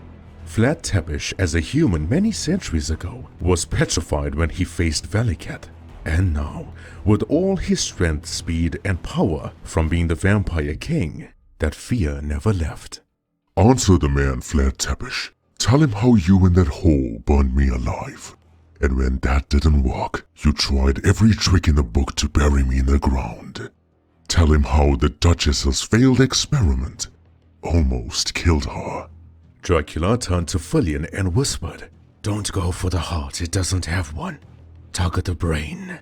Whatever differences you have with me, put it aside. Fight with me, not against me, or we will not walk away from this battle." Fillian Hunt was taken aback. He feared Dracula. The Vampire King haunted his nightmares for decades, but Flat Tepish standing next to him resembled Fillian uncannily. Both of them were just two vampires with immense skill and power, fearful at the monster they were facing. For the first time ever, the Vampire Cop and the Vampire King were equals. Valaketh, with his large wings moving awkwardly like twitchers and two long silver chains swinging viciously round his wrists, let out an ominous werewolf roar. Before lightning could brighten the thunderous night sky, Fillian and Dracula changed into black and crimson smoke respectively, intertwining with each other, and dashed towards the hybrid. How quickly the night changed. If Fillian and Dracula thought they had the speed advantage, they would be mistaken. The hybrids have given the Vampire Cop trouble before with their lightning speed and agility, but Valaketh was different and Dracula knew that. He knew they weren't just fighting a creature. They were fighting a beast that shared blood with the duchess he once served. He struck first. Dracula used a barrage of claw swipes, vicious attacks that would tear apart anyone. And yet Valaketh dodged them all. But Fillian followed through with his own attacks almost immediately. All three of them looked like blurs, vibrating and glitching with how quick they moved in the dark woods of Redwater. The hybrid dashed backwards, then swung one of two silver chains at Dracula. It wrapped around his neck, locking him in place. Then Valaketh roared and flung the Vampire King away. Dracula's fall through the night was broken by a few trees that had now snapped in half. Fillian was alone with this monstrosity. He switched up attacks, going high then low. He managed to wound the hybrid, though barely. The claw swipes weren't deep or powerful enough. Valaketh dashed towards Fillian much quicker than he was at the beginning of the fight and lifted the vampire cup in the air with one arm. Fillian tried kicking away to break free, but the grip the hybrid had been crushing his trachea.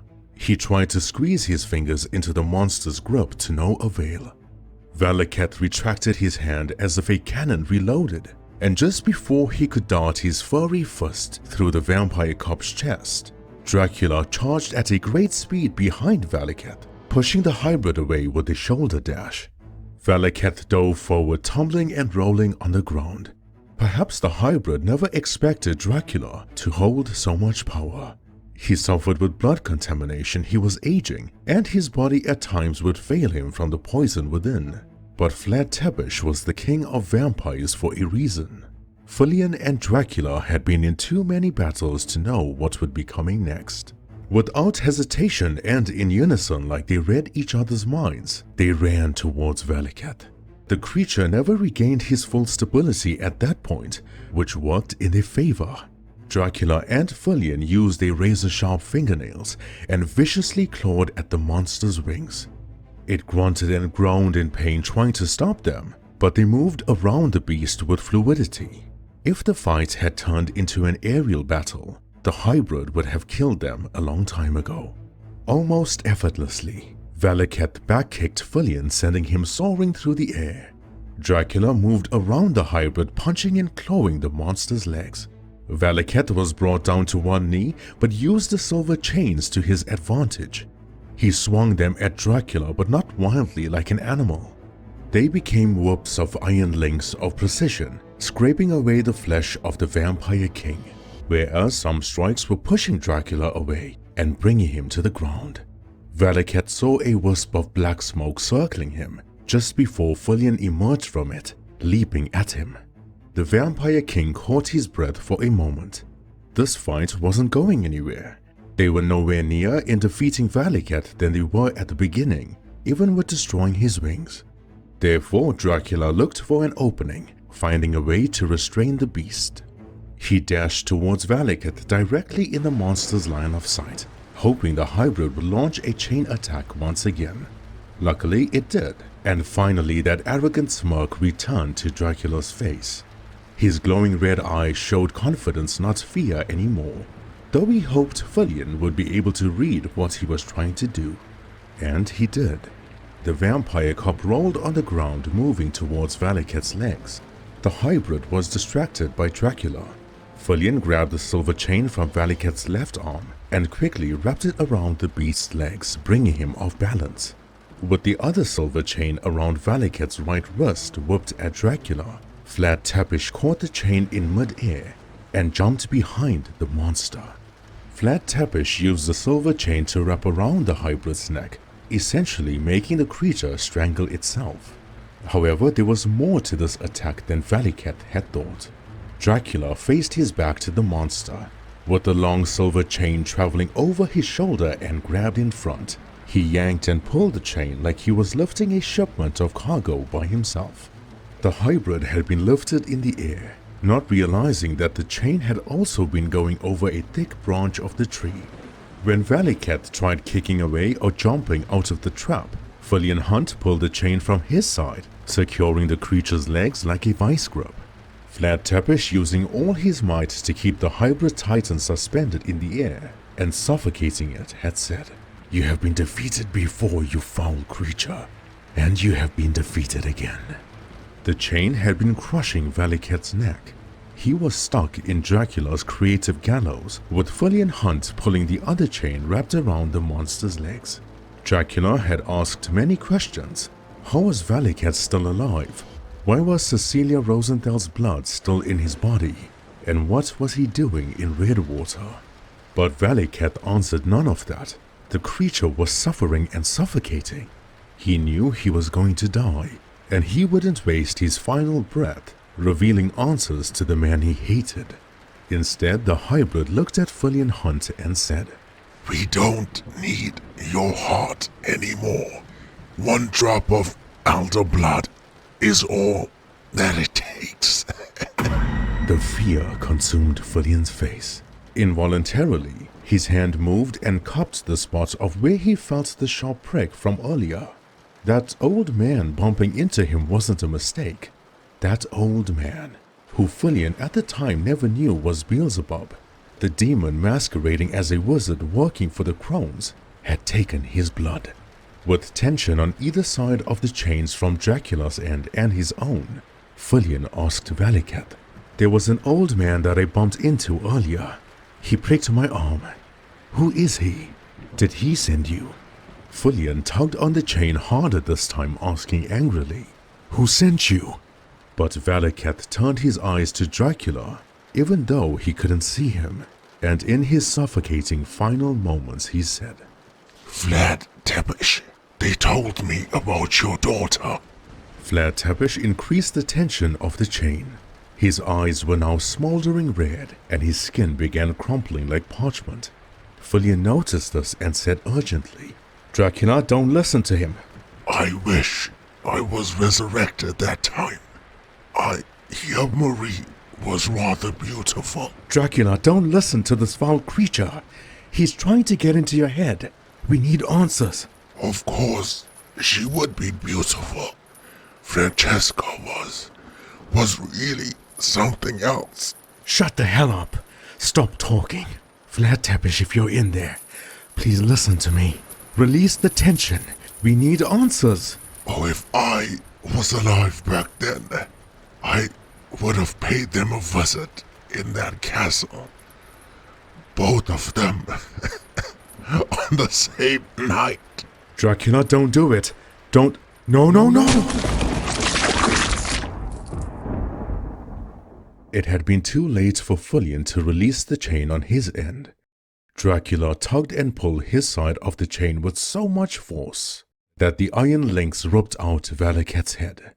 It snatched off the neck, like meat tearing off the bone, and the night fell silent again. Tis had been a few weeks since I've written. Work has been busy in the castle, though I am happy to write that my baby Marie has received the treatment for her sickness. The doctors tell me she's going to be okay. I had also earned enough to buy my wife a new dress, something that I could have done a long time ago if fate had been kinder to me. Francesca likes the new outfit, though not enough to fill the void of missing me dearly. The 2 days of rest and leisure pass by as fleeting moments. She's worried about me, that I know, but when the castle is safe, Duchess Rosenthal said they could move in. During the course of these few weeks, I've come to know Madame Rosenthal is a vampire, a being that feeds on the blood of humans and or animals. How she became such a creature is a sensitive topic, for her eyes tell me a story filled with great tragedy. Respectfully, I will not ask. If Madame wishes to tell me, then only shall I know for sure. Though I suspect Nasdaq, a name I found written on a piece of parchment in the conservatory drawer when cleaning, was a man she loved dearly. Maybe he bestowed this curse of vampirism upon her. Although I can corroborate, she does not harm innocent folk. Hunters that have committed heinous crimes, monsters that are too evil to roam the woods at night, and creatures most peculiar and foul, have been slain by my hand and delivered to her when the sun sets. Not once have I feared for my safety from Madame, nor have I felt like a servant. She has been gracious enough to show me around the castle. I was impressed by her library, containing books from old and new age that whispered dark ancient history if one cared to listen. The resources and the knowledge possessed by the Duchess could change the world as we know it. Though in the nights I've stayed up guarding the castle, I could not help but wonder why Madame Rosenthal would need a bodyguard. She is stronger and faster than me by a landslide, and is more than capable enough of defending herself. Though, last night was the first time that I understood why Madame cannot do this alone. She has been kind enough to educate me about the monsters that live in Redwater. Water hags, sirens, ghouls, witches, just to name a few. However, there was another which served more purpose. A werewolf. The substance of it as best as I can put down. A werewolf is a man who takes the shape and hunger of a wolf by one of several means. Some are born to it, marked from the cradle the seventh son, or a child conceived under ill auspices. Others acquire the curse of lycanthropy, a pact, a bite, an ointment made of foul herbs and ritualistic fat rubbed into the skin. In some tellings, a wolf pelt is enough, wrapped around the waist and removed to return to a man's shape. I have known men with such features and thought nothing of it. I do not know what to think of it now, only that I shall be aware of them in the presence of a full moon.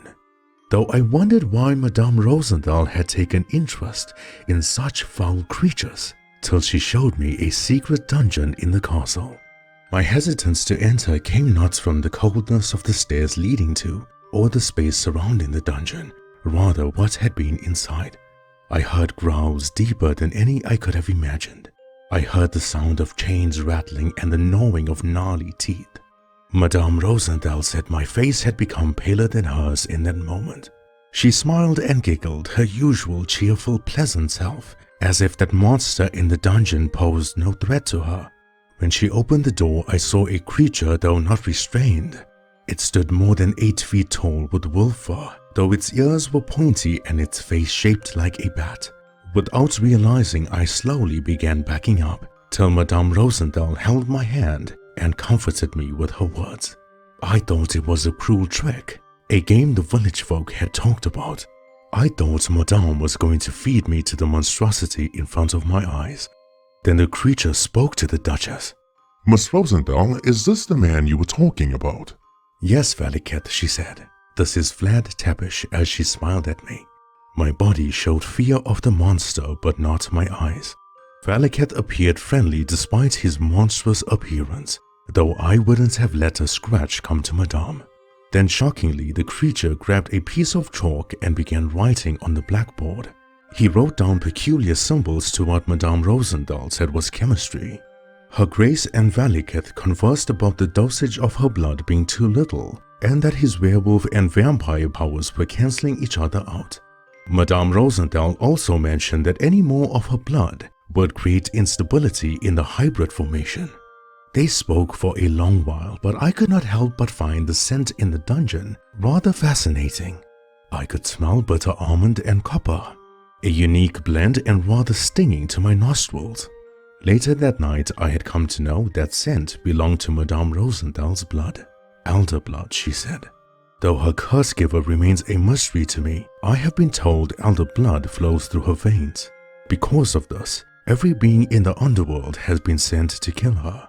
When turned by the vampire elder directly, his blood is shared among his victims.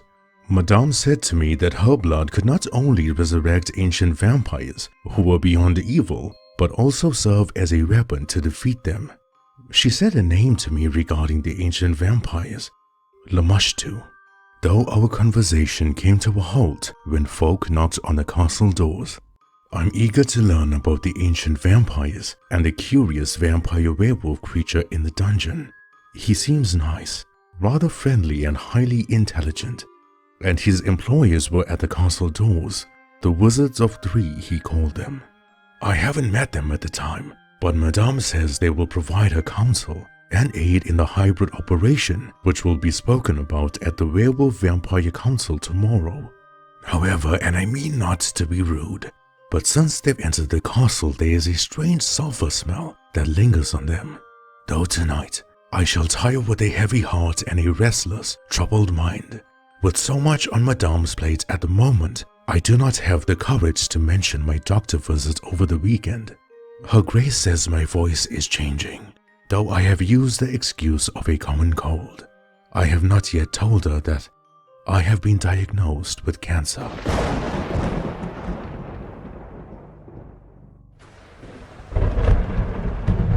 Dracula's castle, formerly belonging to Her Grace Miss Rosendahl, was a rather strange place. It held ancient knowledge, wealth, and resources that only existed in dreams. However, it also held the most amount of cursed energy outside of hell. To the woman in black, this has also been her home. Anne-Marie, much like her father Dracula through a vampiric blood bond, was evil, though she didn't see it that way. Anne-Marie was guilty of abducting dead people from their graves, as well as living folk from the woods, with the latter voluntarily accepting to be experimented on in exchange for wealth for their families. The hybrid operation that took place last season didn't exactly go as planned. Since they volunteered, Anne-Marie never felt like she did anything wrong, and since the others were dead, there was no harm done. But to Fillian Hunt, her crimes were enough to make him want her dead, for good this time. Furthermore, creating hybrids were meant to fight off the ancient vampires if they were ever resurrected. To her knowledge, Dracula had been following in Miss Rosendal's footsteps till that one dark night when Dracula had a change of heart to use the hybrid army and destroy Redwater.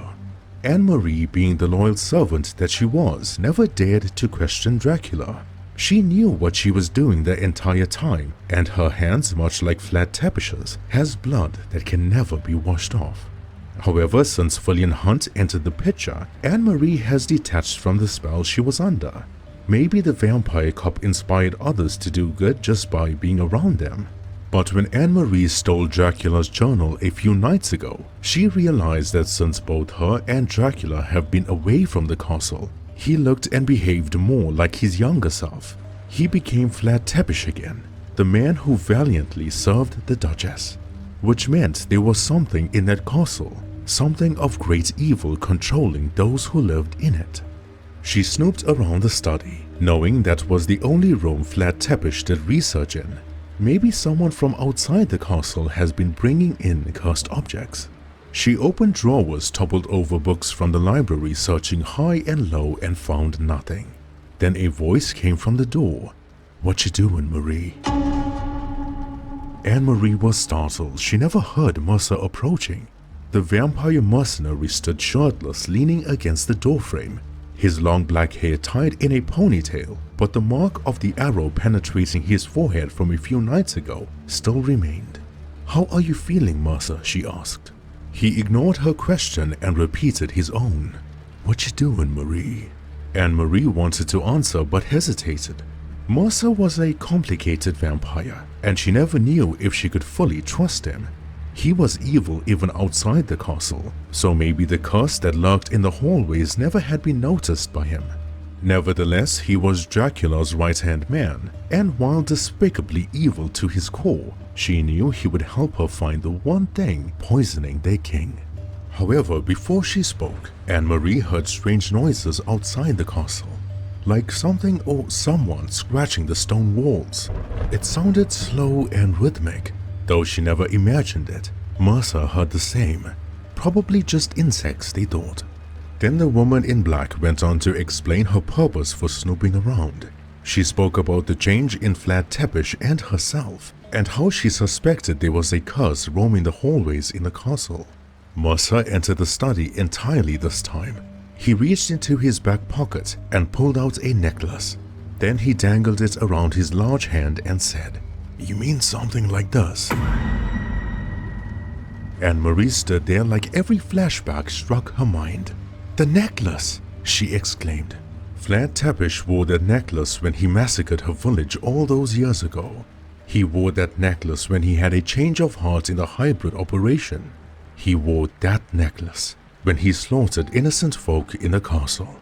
"Mercer, how did you find it?" she asked. "How did you know?" But then, 3 voices in unison echoed through the hallway. We were the ones that told him."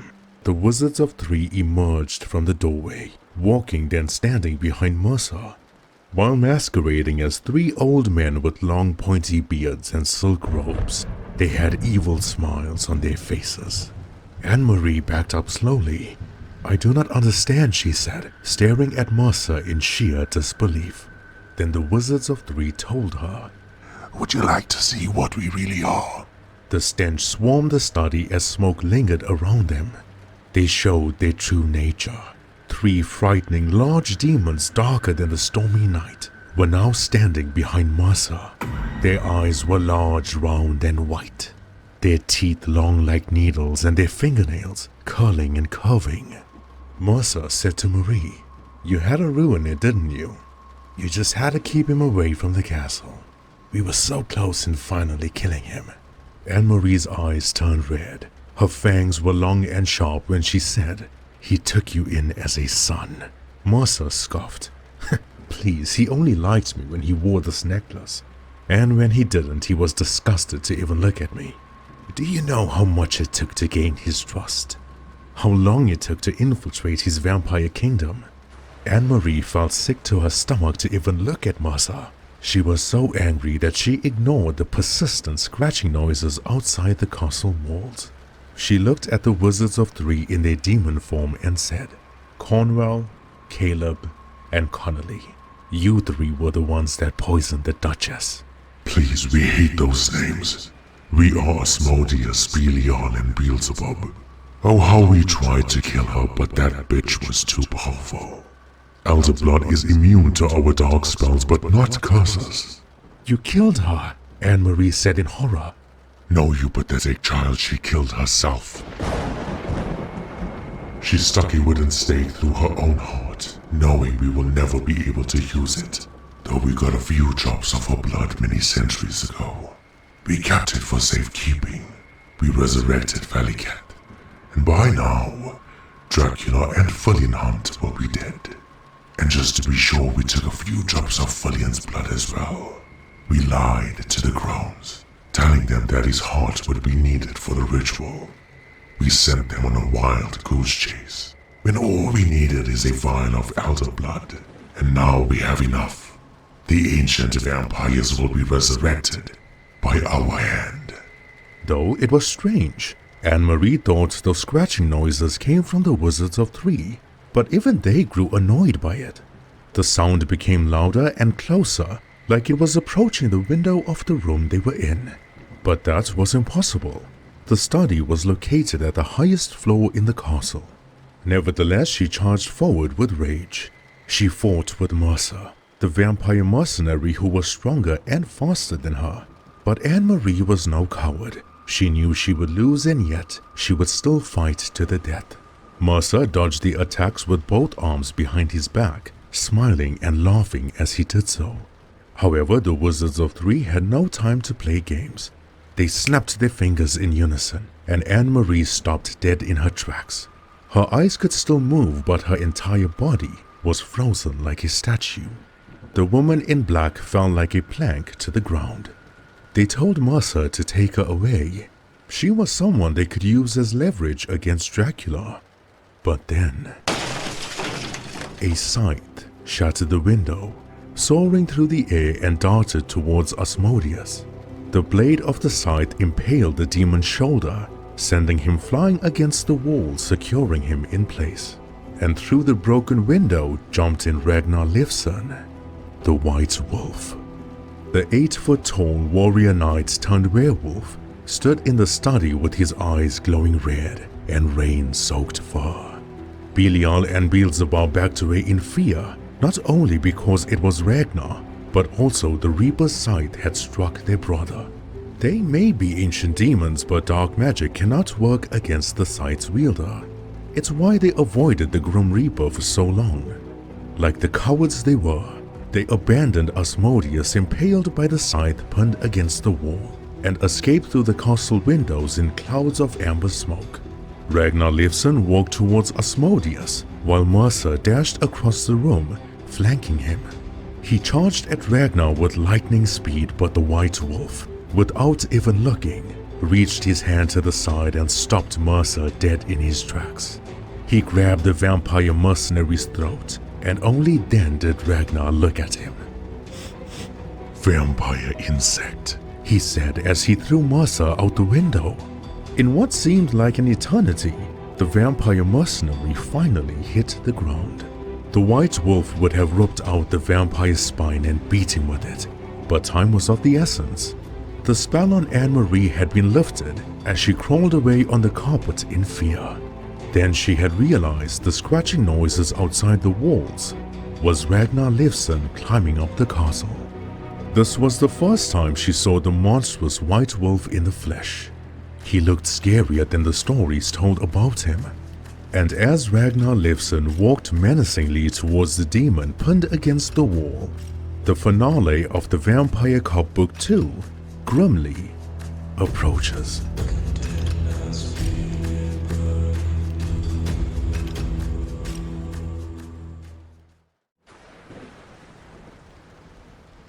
With his 8-foot-tall structure, arms and legs like tree trunks, and glowing red eyes that could pierce through a soul, Ragnar Leifsson the White Wolf demanded attention without having to ask for it. His aura felt heavier than the cursed energy inside Dracula's castle, and while not evil, it was certainly terrifying. Anne-Marie, flat on her buttocks, sat on the carpet in the study in sheer bewilderment. Ragnar slowly turned his head, looking at her crimson vampire eyes without faltering. "Would you also like to go through that window?" he asked. Anne-Marie's eyes sprung open as she shook her head rapidly, knowing the White Wolf just handled Mercer like he was an insect. Usually, stories were exaggerated to make monsters sound more frightening than what they appeared to be, but not the White Wolf. If anything, those stories were watered down. He then walked towards Asmodeus pinned against the wall by the Reaper's side. Ragnar used an open palm and gently pressed the scythe further into the demon's shoulder while it protruded through the wall from the hallway side. Asmodeus grunted in pain trying to grab the Reaper's scythe, but who was the demon trying to fool? Ragnar Leifsson, on the most basic of terms, was on a different level. There were only two beings who could properly wield the scythe, that himself and his brother wore. Famine too if one counted the time she lifted the scythe, but dropped it from the sheer weight and power. But now the White Wolf could wield it as effortlessly as them. Ragnar asked the demon, "Where is the Reaper?" Asmodeus never answered. Even in defeat, the demon kept his foul mouth shut. The White Wolf then wrapped his furry fingers on the butt end of the scythe handle, then gently and ever so slowly twisted it to open the wound up further in the demon's shoulder. Anne-Marie wasn't experiencing the pain, but even she winced in horror. "I will ask again. Where is the Reaper?" Asmodeus told him he didn't know. He conjured up a story of how his brothers, Belial and Beelzebub, knew, but not him. Ragnar Leifsson then pulled the scythe out of the demon's shoulder, though not all the way, just enough to impale the demon yet again. Black and yellow, gooey-like substance, presumably the demon's blood, poured out from his shoulder and soaked into the carpet like wine. "The Reaper left his scythe. He would not do that if he didn't think whatever he was in was a trap. This will be the third time that I am asking. If I do not like what you say, I will remove your limbs one by one. And when that isn't enough, I will move to the face. Such big glowing white eyes you have. I do not mind taking them out and feeding them to you." Ragnar's words never scared Asmodeus. Rather, the look in the special class werewolf's eyes, confirming everything he said to be true. The demon told him how death was last seen with the angel Cupid, and he had no further knowledge. The truth this time. "Why was he with Cupid?" "To close the Crone's portal. Only angels know about the Grigori, and they possess the knowledge and craft able to close the portal. Cupid has accepted to work for the Crones to get his rings back." "How do I find him?" "I don't know, I swear. We cannot track the Grim Reaper or hire angels like Cupid until they are near. For now, they are anything but. The last location they were at was at the Crone's portal. Please, that's all I know." "Thank you," said Ragnar Leifsson as he was going to use his sharp werewolf claws to slice off the demon's head. "Please don't," Anne-Marie interrupted. Ragnar growled, slowly turning his head to look at her. She continued, "He has betrayed Dracula, and he needs to answer to the Vampire King. They have been poisoning him for all these years, controlling him. Please, spare him so Vlad Tepes can extract his revenge." Ragnar Leifsson despised vampires except one. He never needed to listen to Anne-Marie, but he did. He removed the scythe from the demon's shoulder, and Asmodeus fell to the ground, squealing in pain. The demon wouldn't escape the castle. He wouldn't be able to get up. A wound inflicted by the Reaper's scythe was worse than death itself. The White Wolf left the study, making his way through the never-ending hallway, then down the galleried balcony and stairs. He opened the large doors and exited the castle, only to find a wisp of black and crimson smoke respectively swarm and land in front of him. Fillian Hunt and Dracula emerged from the smoke and stood in front of Ragnar. The vampire cop said, "Ragnar, what brings you here?" Fillian Hunt, it's been a while, said the White Wolf as his eyes turned towards Dracula. I would never have expected you to be working with the devil. Fillian dropped his head in shame. The hopeful, warm look in his eyes that showed happiness to see an old friend had vanished. How would he explain to Ragnar everything that had been going on? How would he share the threat of the ancient vampires awakening and looming over the very land they walk on? Dracula then hissed at Ragnar. It would be an understatement that the two powerhouse warriors of the land hated each other. Dracula said, "You dull monster! How dare you enter my home?" Flat Tepish's eyes turned red, his fangs pushed out his mouth, and he donned a vampiric battle stance. He never cared about the scythe held by Ragnar. Flat Tepish just wanted to rip the White Wolf apart. Werewolves to Dracula were just tools that he could use in the hybrid operation. He felt like vampiric blood was what made hybrid special, not the werewolf genes. Though Ragnar Leifsson never flinched. If anything, with his glowing red eyes illuminating the darkness, he responded, I have buried my oldest friend today. Tonight isn't the night you should test me, vampire. Fillian gasped in horror. "Bertold," he whispered. "But how? Ragnar, I'm so sorry." The vampire cop had been away all this time, dealing with his own problems, unaware of what his friends might be going through. And now when the night felt too dark already, he found out Bertold, the dwarven war chief, leader of the land of Freya, had departed from this world. Ragnar turned to Fillian and said, There is a strange, awfully tiny vampire woman in the study. There is a wounded demon on the carpet as well. Do whatever you will with that information. "Anne-Marie," Fillian said in an urgent whisper and bulging eyes. He dashed a little, then stopped. Fillian looked over his shoulder and said, "Ragnar, this isn't what it looks like. When time permits, I shall explain. Be well, my friend," as he continued his vampire dash entering the castle. Ragnar gave a vague nod of his head and proceeded to walk away, continuing his path, but Dracula sidestepped, blocking it. "Put your hands up, filthy creature," he said to Ragnar. "Let us put this feud behind us once and for all. No Crones, or Death himself to interfere." However, Ragnar Leifsson continued walking past Flat Tepish, but Dracula called out to him and said, "What is it about you that makes you sit on your high horse? Why do they praise you and curse at me? Why do they look at you for help and at me with disgust? You and I, we're the same whether you like to admit that or not. Do not face your back to me, Ragnar Leifsson. Fight me like the warrior you claim to be." The White Wolf stopped dead in his tracks. He looked over his shoulder, letting out a deep and ominous growl before saying, Praise me. I am known as the Butcher of Harrow. Do you think I can walk freely in this land looking the way I do? Though you are correct, Flat Tepish. You and I have many similarities. We both are warriors from a very young age. We both served in the wars these people have created. We both have lost our wives and children, and we have been cursed to be monsters. But you know what's the one difference between us? I spent my entire life, human and werewolf, trying to protect this land, and you in your entirety have tried to destroy it. We are not the same. What glory would I have wasting my limited time fighting with a man who has already defeated himself? Dracula stood frozen in disbelief. He looked at his now trembling hands, observing the long razor-sharp fingernails. He looked at his palms and saw the blood of the innocent people he had slaughtered in his vampire life. He could lie to himself as much as he wanted, though would he believe it? Were the eerie whispers in the castle convincing him to act on those evil thoughts?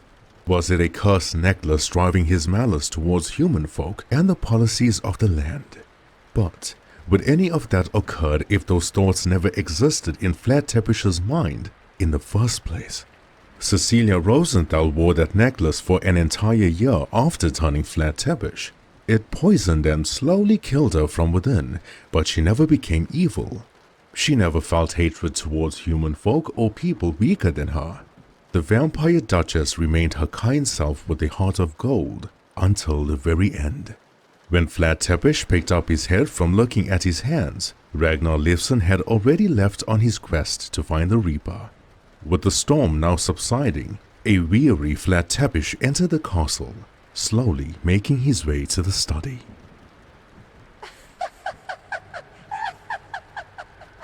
Philippa, the younger sister of the Crones, walked freely in the human land. She was tasked by Isadora to track down Nasdaq, the vampire elder. Josephine received the same mission but chose not to tag along. Philippa was a rather interesting witch.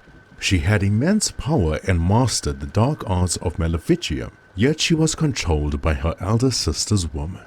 Josephine always questioned Isadora, while Philippa always listened to her, even if she never understood what her sister had been asking for. However, as she walked in the land of Redwater, her old, wrinkled, rotting face, her large red eyes and needle-like teeth were hidden away from the rainy night. With the spell functioning in real time, Philippa appeared as the most beautiful woman the land would see. She wore a long silky red dress, her hair wavy and dark brown and her eyes hazel to the glimpse, rather than the usual maggots and worms crawling in and out of the opened wounds from her face. This time her skin was porcelain and slightly pale. The witch's lipstick had been redder than her dress, complementing the smoothness of her lips. Her smile rather comforting but with a hint of seduction, and the absence of a foul stench sticking to her clothes was blown away by the warm breeze that night. An illusion, of course, a spell that required an immense level of skill and power to maintain. Though, her actions could not hide the urge of malice waiting to erupt from her twitching fingertips. The path she walked on did not lack the presence of blood. Whoever walked in her way, be it working men and women or groups of families, Philippa would mutter an incantation under her breath while smiling to their faces, and they would burst into flames. When she traveled further, there was a group of friends drinking ale after the night shift, sitting together and laughing away the troubles of the day. Happiness was Philippa's pet peeve. Once again she muttered an incantation, used her hands to guide the curse, and the victims' bodies would crumple like parchment. Every bone in their bodies broke, right down to their skulls being squeezed so tightly their eyeballs fell off, and all without her even laying a finger on them. Such was the power of dark magic. She had left a trail of bodies in her path, poisoned livestock, and burnt houses to the ground, but not once looked back. That smile, the eerie giggle, the confident sway in her gait owned the night, though not for long. Philippa's travel was a tiresome one indeed. Now with a calm breeze and a drizzle, she reached a vacant village on the outskirts of Redwater and the Harrow. When the Hellborn monsters were sent through the Crone's portal more than a week ago, this particular vacant village was the best infiltration spot. It would allow the Hellborn monsters to gain access to the land at a much deeper level. Philippa, Josephine, and Isadora knew there were not enough allies to stop the Hellborn attack.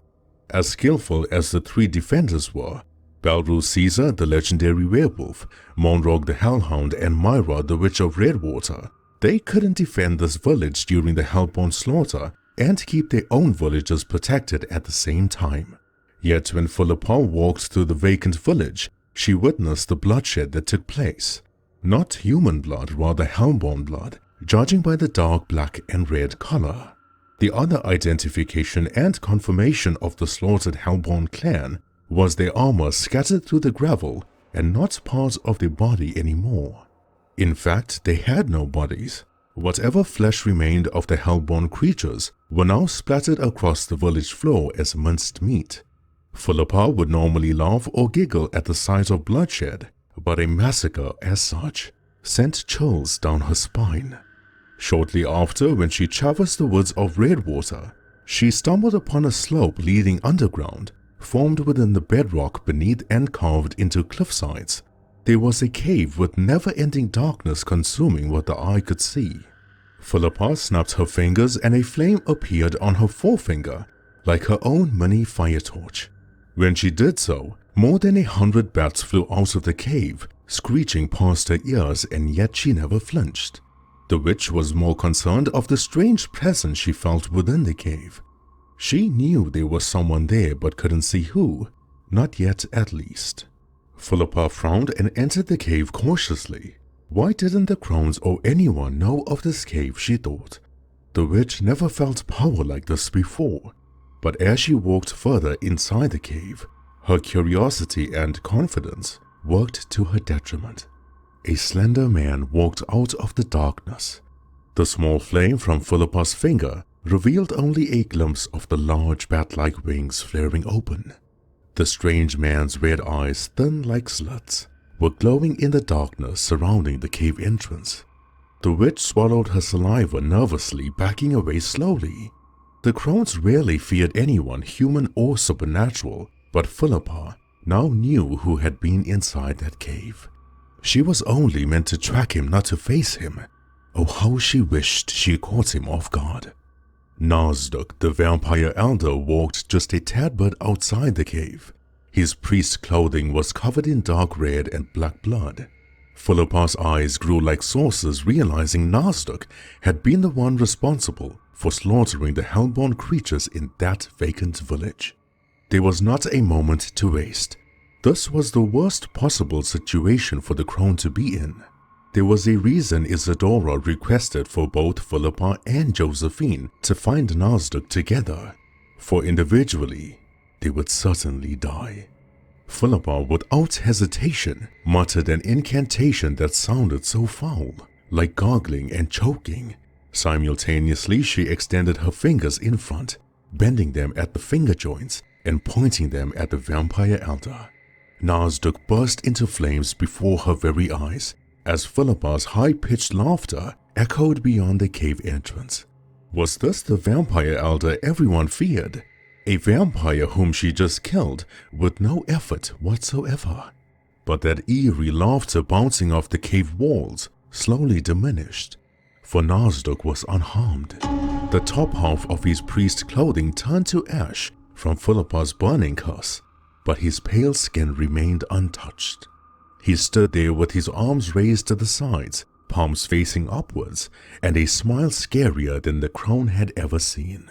His dark purple-like veins pulsated and crawled on his slender body, starting from his bald head. Before Philippa could cast another curse, the vampire elder seemingly disappeared before her very eyes and appeared behind her. Gently, he wrapped his cold hand behind the neck of the witch. His grip had no pressure at all, to the point of it feeling like a caress rather than a threat. Then the past echoed in the present, when Nazduk whispered near Philippa's right ear, just the way the vampire duchess whispered to Flat-Tepish. "Do you know what I am? Do you know what I am? What I am capable of doing? What I am capable of doing? Are you Are you not afraid?" not afraid?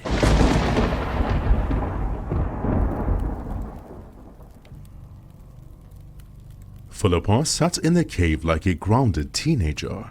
Her curse from earlier had lit up the fire torches inside the cave, revealing how cozy it really was. Nazduk, however, never cared much for light. He thrived in darkness. The Crone could have tried leaving at any given time. Nazduk never blocked the entrance, it was wide open. Philippa was just as quick as the usual vampire. She could have tried escaping. However, as arrogant as the witch was, she knew the vampire elder would be at the entrance before she could even make a move. His speed and agility were traits that no other displayed. Nazduk sat in front of her with his legs folded and crossed. The dark pulsating veins had disappeared, and the vampire elder in that moment just appeared to be an ordinary priest that provided counsel to someone in need. He said to her, "Before we begin, let's not converse under false pretenses. You reek of sulfur and yet you are no demon. You appear human and yet you have no soul. Why don't you show me what you really are?" Nasdaq phrased it as a question.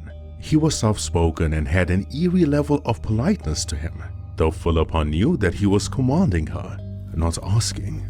And so she sighed in despair, and the illusion of a beautiful woman wiped away from her body as quickly as a gentle breeze passing through the cave. She was now her true self, an old, wrinkled, rotting witch that looked uglier than the foulest creatures in hell. So much so, the vampire elder showed disgust in his expression when looking at her. Though Philippa's hands weren't tied, she sure as hell felt like it. What good would dark magic do against the vampire elder? His curse came from the gods, not from a mere blood exchange bite.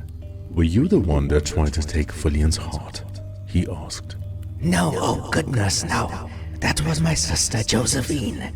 One would expect some resistance from Philippa, even a glimmer of hesitation or reluctance, but the witch gave up her sister as easily as breathing. Fillian Hunt is my son. Not biologically, of course. I humbly ask you to leave him alone. It would be wise for you and your sister to stay away from him and pretend this conversation never happened. Philippa was silent. The witch did a tremendous job at hiding her fear, but Nasdaq could tell from the eyes. "Respectfully, you seem really old, though I presume you aren't older than me. If you were, you would have known who I am and wouldn't have entered the cave. And I only bring up your age to ask a question. Do you perhaps know what happened to Cecilia Rosendahl?" Well, the duchess killed herself, but again, we had nothing to do with that. Your quarrel should be with the Wizards of Three. They were the ones that poisoned her with blood contamination. I sought you out to strike a deal with you. My sister Isadora. I wasn't done questioning you. My love would never do such a thing if she didn't believe it would be for the greater good. They wanted her heart back then, and now they want my son's. You're trying to resurrect the ancient vampires from the underworld, are you not? Philippa was smart. She nodded her head nervously, answering truthfully. When the vampire elder was kind enough to strike a conversation with you, it would be wise to show him the respect by answering something he already figured out. Though it was strange.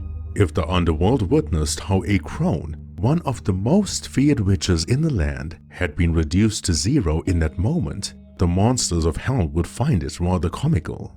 I did not need to ask you about who you serve because I know, but making an offering to Lamashtu is the biggest mistake you could ever make.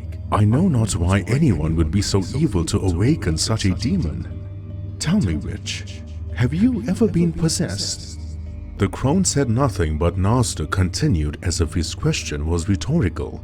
When I worked as a priest for the High Council, many victims were brought to me, men, women, and children, who had suffered the torment that hell brought upon this land. I prayed with and for them many a times. I saw how their bones broke, how their joints would snap and dislocate, how they would lose control of their bodily functions and their will to fight the demon that's torturing their soul. And I stood there, witnessing the horror before my very eyes. I saw teenagers being dragged to the doctors and being falsely accused of seeking attention because apparently nothing was wrong with them. Why would you and your sisters wish to resurrect a vampire demon of such evil to this world? You do know Lamashtu has been defeated before. What makes you think she will succeed now, especially when I'm around? This was the witch's moment. The vampire elder had let his guard down, trying to reason with her. Philippa levitated in the air while her hair rose like wavy worms. She muttered incantation after incantation, curse after curse, and they bounced off Nasdaq like his skin deflected them. He got up to his feet, shaking his head in disappointment, like there wasn't one of the most powerful witches in front of him, trying to kill him. When spells didn't work, she charged at Nasdaq, trying to claw his face off, but the vampire elder merely dodged the attacks without even looking. Nasdaq, with an opened palm, struck Philippa's chest. The witch flew and bounced off the cave walls like a pinball. She got up to her feet looking angrier and scarier than she ever was. Her eyes were round and red. Her teeth were so long that it went beyond her decayed lips, and her skin turned pale and crumpled. She ran towards Nasdaq the way an animal would, emitting sounds that were not normal for a human to make. She roared, grunted, and hissed at the vampire elder while trying to take his head off. Nasdaq headbutted her as Philippa fell to the ground instantly. He grabbed her by the ankle and dragged her out the cave, though not slowly. He ran at the speed of light as Philippa's face dragged on soil and stone. When he stopped and turned her over, the right half of her face had been completely peeled off. She tried getting up, latching her slender fingers onto Nasdaq's pants, but he pressed his foot on her chest, pinning her to the ground. Though his attention was elsewhere, so many folk have fought the Crones, and very few have lived to tell the tale. But Nasdaq wasn't even bothered by her anymore, like he was done playing with his food. Instead, the vampire elder looked up at the sky towards the harrow. A small portion of the sky had turned crimson as lightning flashes became more vicious and more rapid. The thick clouds began spiraling and swirling. Distant thunder echoed through the night, and the vampire elder now had a look of worry on his face. He observed this phenomenon before. A ritual had been taking place. An offering. Philippa's blood-curdling laugh stung Nasdaq's ears. "It's too late," she told him, while he looked down at her on the ground, still trying to get to her feet. The ancient vampires will soon be awakened, and there's nothing you can... The crone could not complete her sentence. The vampire elder had stomped the witch's head as it splattered on the ground. As Nasdaq turned into a wisp of black smoke, traveling in the air through the night, making his way to the location beneath the crimson sky, Philippa, the youngest crone, had been killed. 1 down, 2 to go. After a while, Fillian Hunt and Anne-Marie were outside Dracula's castle. They had been looking for Mercer. While the vampire mercenary had been flung out the window by Ragnar Lifson, the impact incapacitated him but never killed him.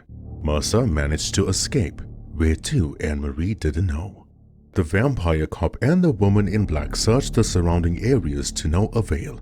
Fillian covered tracks on the ground while Anne-Marie patrolled the night sky, looking for the vampire mercenary. However, throughout their search, they heard the torturous screams coming from the study. What had been sent between Dracula and Asmodeus remained a mystery to Fillian and Anne-Marie. The betrayal cut deep. The Wizards of Three had served the Duchess under false pretenses. They poisoned her with a cursed necklace, which in turn was orchestrated to bestow upon Vlad Tepes. But Dracula never cared about himself. The Vampire King had completely lost it when he found out the Duchess had killed herself, rather than the blood contamination as the Wizards of Three told him. He thought about how those 3 demons masquerading as old men had resorted to such extremes of even removing the wooden stake from her heart before Vlad Tepes buried her all those years ago. He thought about how she gave them a home and they lied to her face. Curses, disgusting looks, hurtful remarks made to Vlad Tepes never concerned him anymore. He had grown accustomed to it, but towards Cecilia Rosendal, well, that was asking for that. All that pain, anger, suffering, and manipulation Vlad Tepes had endured for all those years had now been gushing out through his hands. Asmodeus probably wished for Ragnar Lifson to come back, with how severe the torture was. Meanwhile, Nasdaq, soaring through the air in a dark wisp of smoke, had been making quick progress towards the location beneath the crimson sky. And then he wasn't. He had been knocked down mid-flight into an abandoned village, stumbled and rolled on the ground and got up to his feet in one swift motion. A witch gently descended from the night sky to the ground. She wore a black hooded robe-like cloak, but her long hair was still visible in front of her shoulders. Her skin pale and her lipstick darker than the night, though not as frightening as her eyes. Nasdaq felt like he was staring into the abyss. Isadora stood opposite the vampire elder facing him. Nasdaq knew this witch was different. She intercepted his path, was strong enough to knock him to the ground, and all without making a sound until impact. With her clothing resembling Philippa's, Nasdaq said, "Which one are you now, Josephine or Isadora?" Though Isadora never answered, she wasn't taken aback by how the vampire elder knew who they were. Instead, she pieced it together. The vampire elder would have met with one of them to know their names. Isadora looked above and behind her. She saw the crimson sky and the dark clouds turning.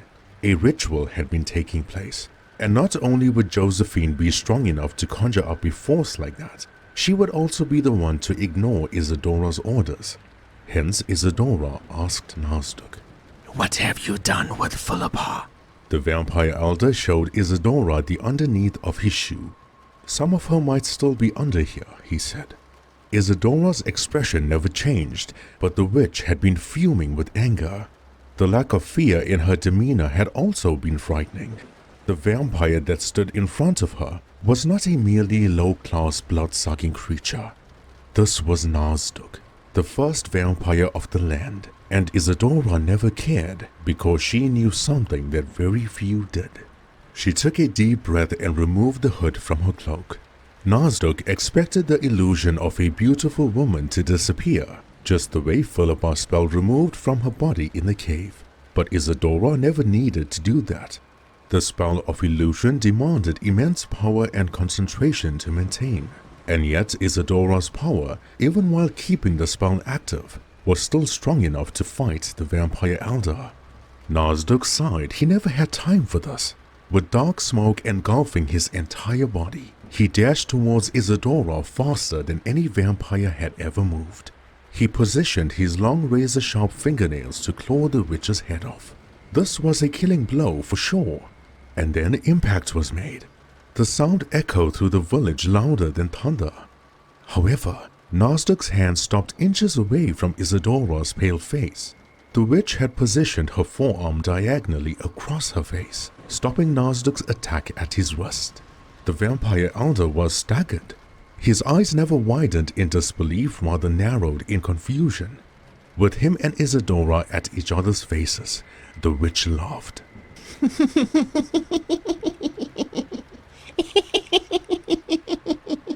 "I'm going to enjoy this." Back at Dracula's castle, Fillian Hunt and Anne-Marie stopped their search. Just before they could move, the demon's headless body slammed to the ground right next to them. Both Anne-Marie and Fillian looked up at the same time, only to find Dracula standing at the castle balcony. He then tossed Asmodeus's head as it slammed to the ground and rolled a great distance away. Vlad Tepes never said a word. With his head down, he stretched his arms and grabbed the railing of the balcony. Then his attention had been diverted. He picked his head up looking towards the east and saw the crimson sky above the village of Harrow. The Vampire King knew the Harrow was home to Ragnar, but what on earth was the White Wolf doing to conjure up something like that?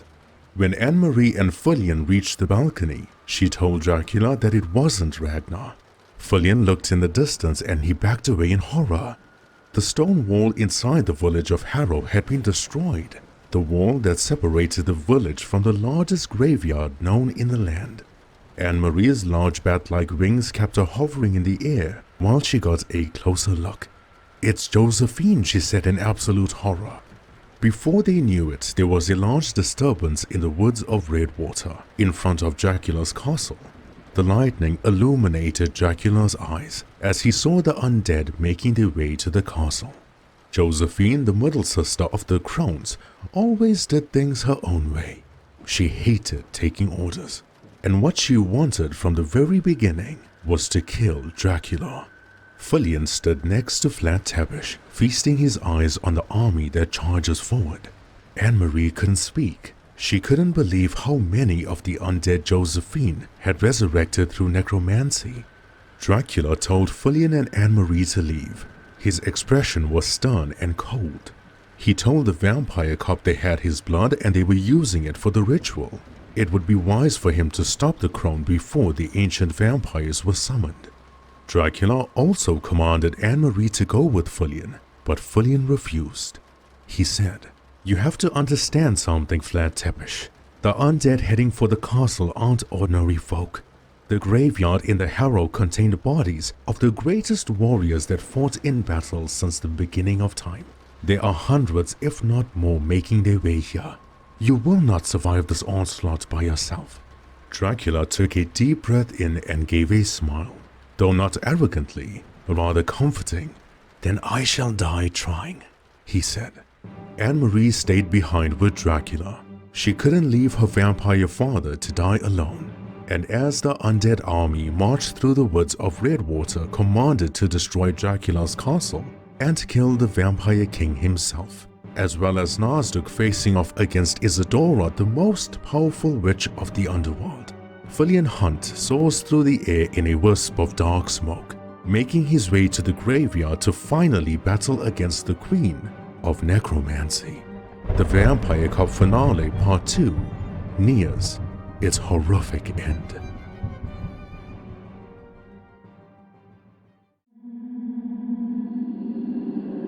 The stone wall in the village of Harrow that once seemed to touch the sky had been destroyed.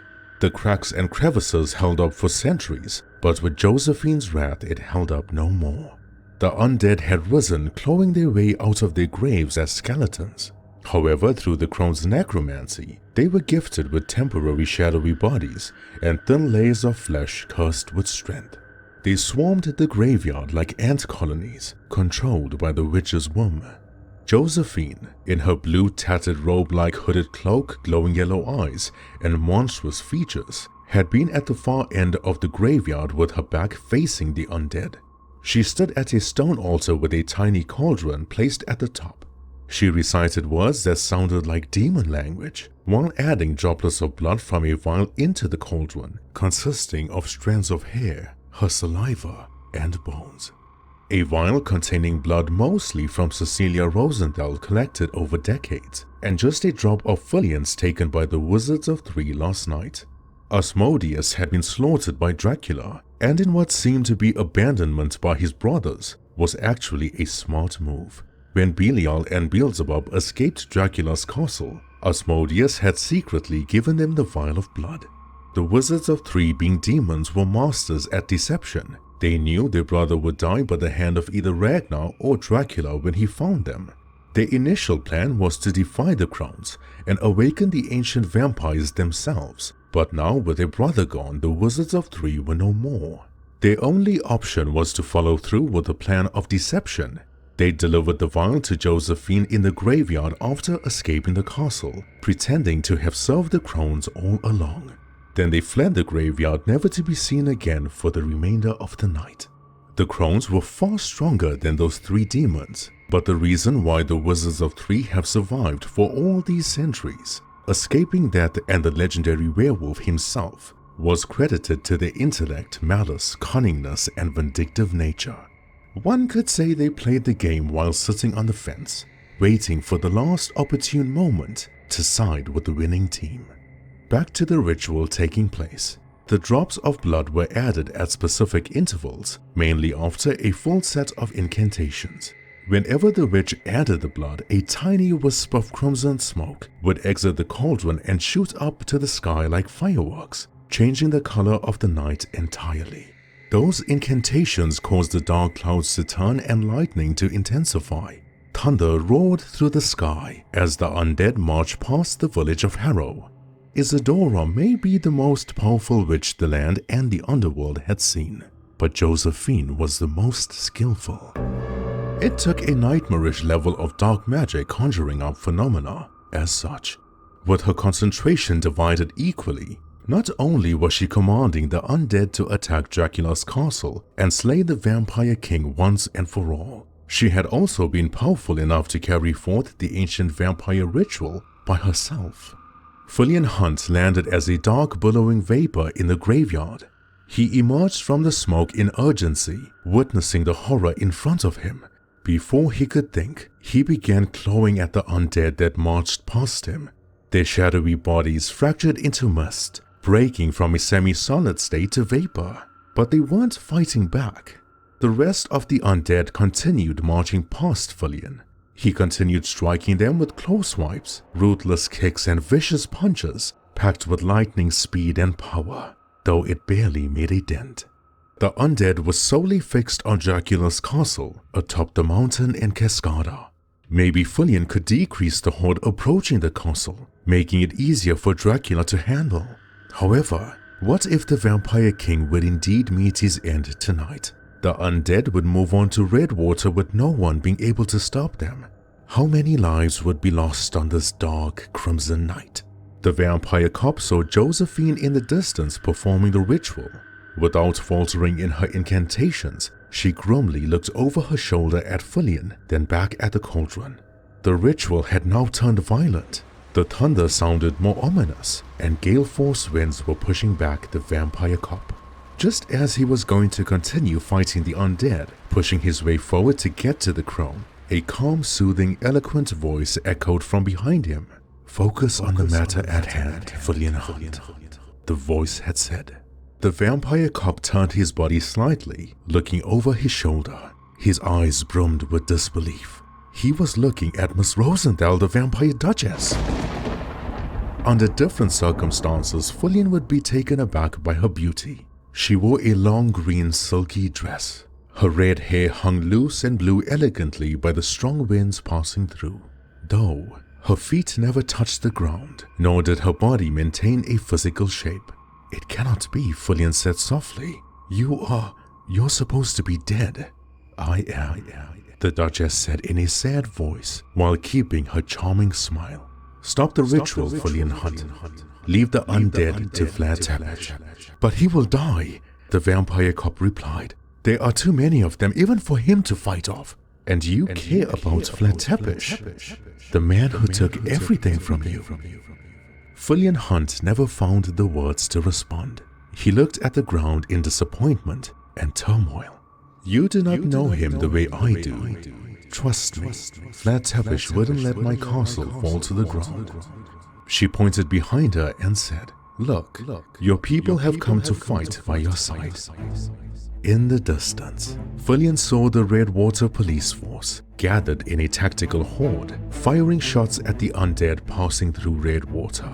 Every bullet that touched them vaporized their bodies into the night. Humans had taken a stand against monsters they feared for so long. The colleagues that Fillian has worked with, served alongside, have chosen to risk their lives for a world they didn't understand. Captain Mills stood in the distance, looking at Fillian from afar and tipped the front of her police cap. When Fillian turned to the ghost of the vampire duchess, she had vanished like she was never there at all to begin with. Everything slowed down for the vampire cop. He heard his breathing more intensely. Josephine's foul incantations echoed in his ears. He felt the wind ruffling the strands of his hair more harshly. He had been taking it all in. The skin on his body changed. It creased like parchment, turning paler than it normally was. The white of his eyes turned red as a veil of bloody vision replaced them. His pupils were tiny but smoldering like molten lava. His fingernails extended 6 inches longer, razor sharp at the tips. Dark purplish veins like tributaries on a map crawled on his face like they were trying to get out. Fillian's fangs grew longer as it stretched his jaw, opening his mouth. He walked through the undead slowly, as they unknowingly created a path between them for him to tread on. He took deep breaths in and out, not only feeling the vampiric bloodline and power coursing through his body, but also the magnitude of the fight ahead. Unlike Dracula, Josephine would not hold back. She tried killing Fillian before and almost succeeded. She was a witch that mastered necromancy, had the speed of a vampire and the strength of a werewolf, with a century of experience behind her. And as a flash of lightning haunted the night, and a loud thunder crack tore through the sky, the vampire cop in his latent monster form dashed towards the Crone.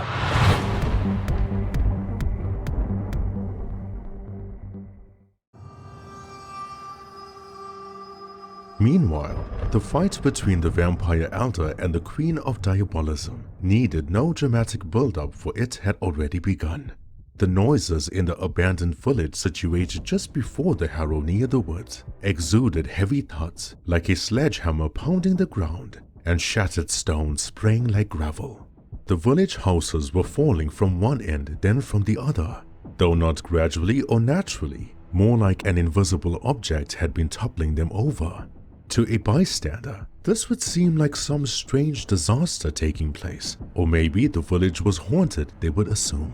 But in reality, Nasdaq and Isadora were moving so quickly that blurs and dark billowing vapors were carried by the wind.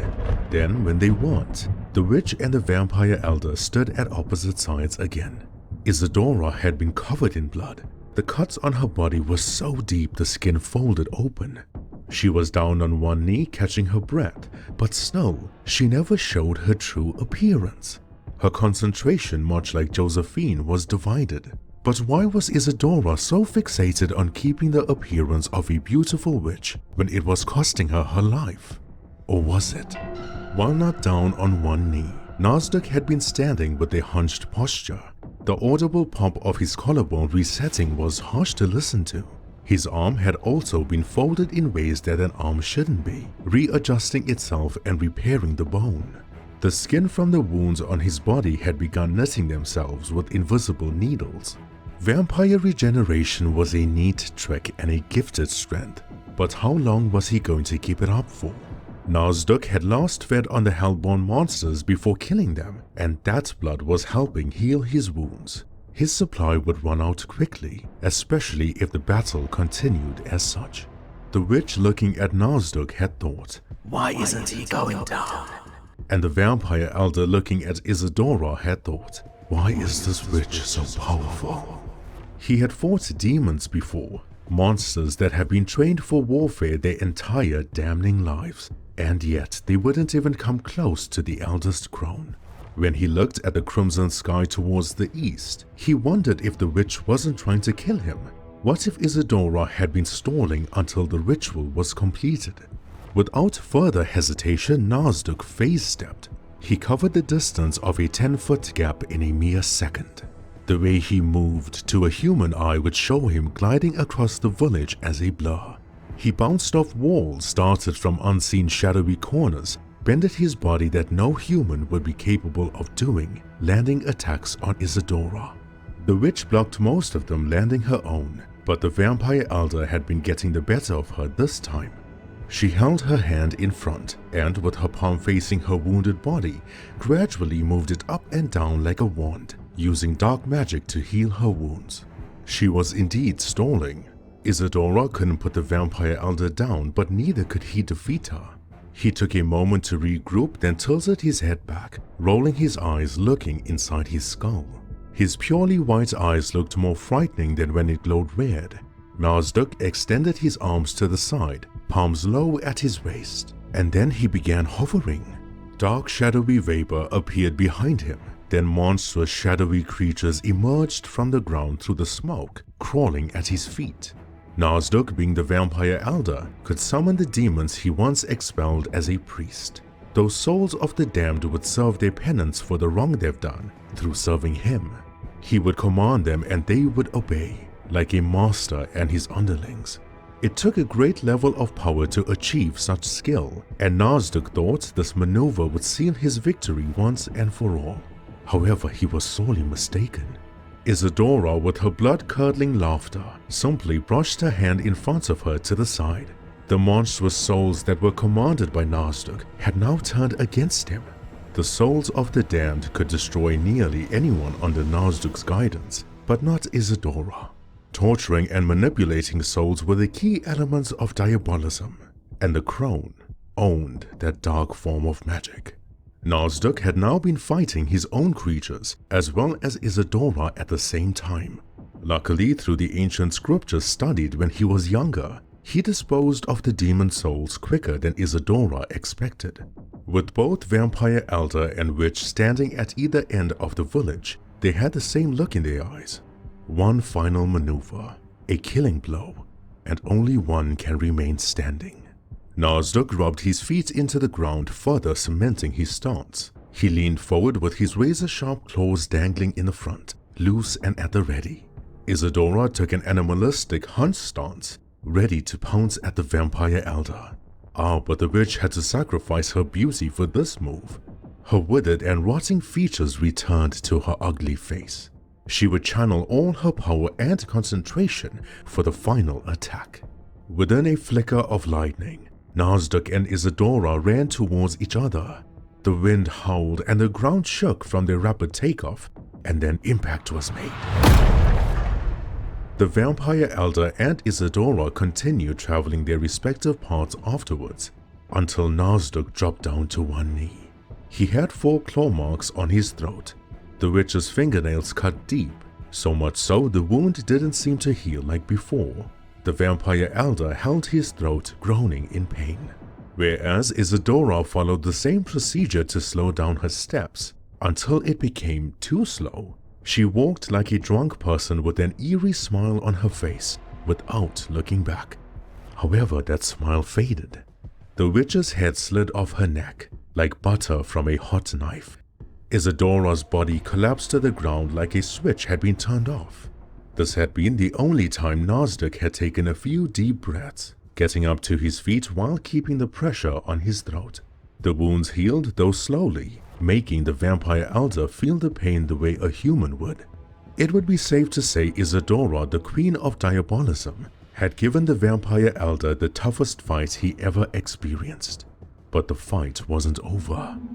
Just as Nasdaq began stumbling away, he heard the wind behind him whistling through the leaves. It moved towards the witch's body as dark black smoke engulfing Isadora. The witch's head rose from the ground, carried by the wind, and rapidly traveled to her body like her neck was a magnet. It reattached itself to Isadora's body with a stitch line holding it in place. Nasdaq looked over his shoulder and frowned. Isadora's laughter sounded more ominous and spine-chilling than before. Then she said, "You should have went for the heart." The witch uttered an incantation and a large wormhole portal opened up behind Nasdaq. It had been drawing him in like a vacuum as he tried stopping the momentum. With his fingernails dragging on the village ground, Isadora walked towards him. She said, "Maybe I cannot defeat you, but I sure as hell can keep you locked away for a very long time." The vampire elder managed to stand up, but the pressure gradient force from the swirling vortex in the portal had been too much to withstand. The witch walked closer towards him and blew a kiss to the vampire elder.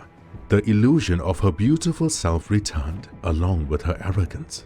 Though, in a shocking turn of events just as she turned around to walk away, the force from the portal had been blowing her long silky hair backwards. The vampire elder knew he could not withstand the pressure, not enough to move forward at least. Hence he grabbed the witch's hair and tugged on it with force. He yanked her towards him, latching onto Isadora in a bear hug and whispered in her ear, "Then I shall take you with me." And so, with the Crone's portal closing immediately after, Nasdaq and Isadora had been swallowed inside the portal, leaving the human land entirely. But where to remains a mystery.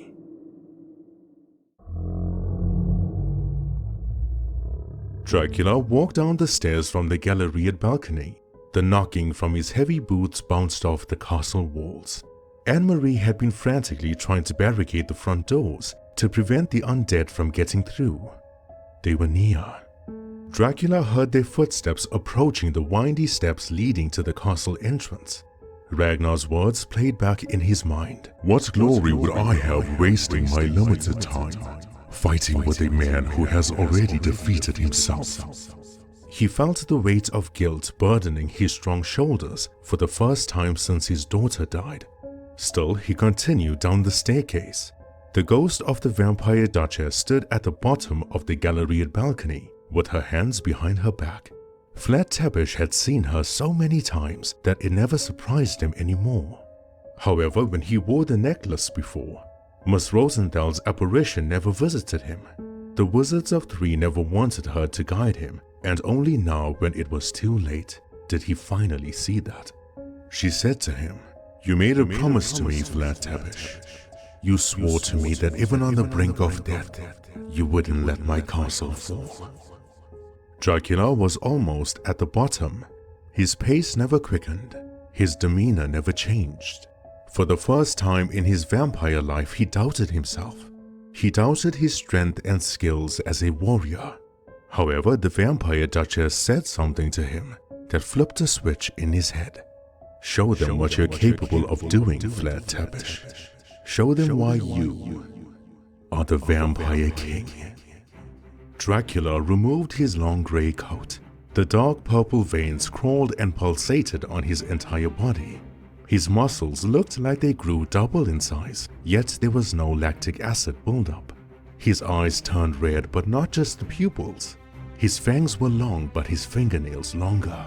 He took out a hairband from his pants pocket, then tied his long grey hair in a ponytail. Vlad Tepes told Anne-Marie to leave the doors.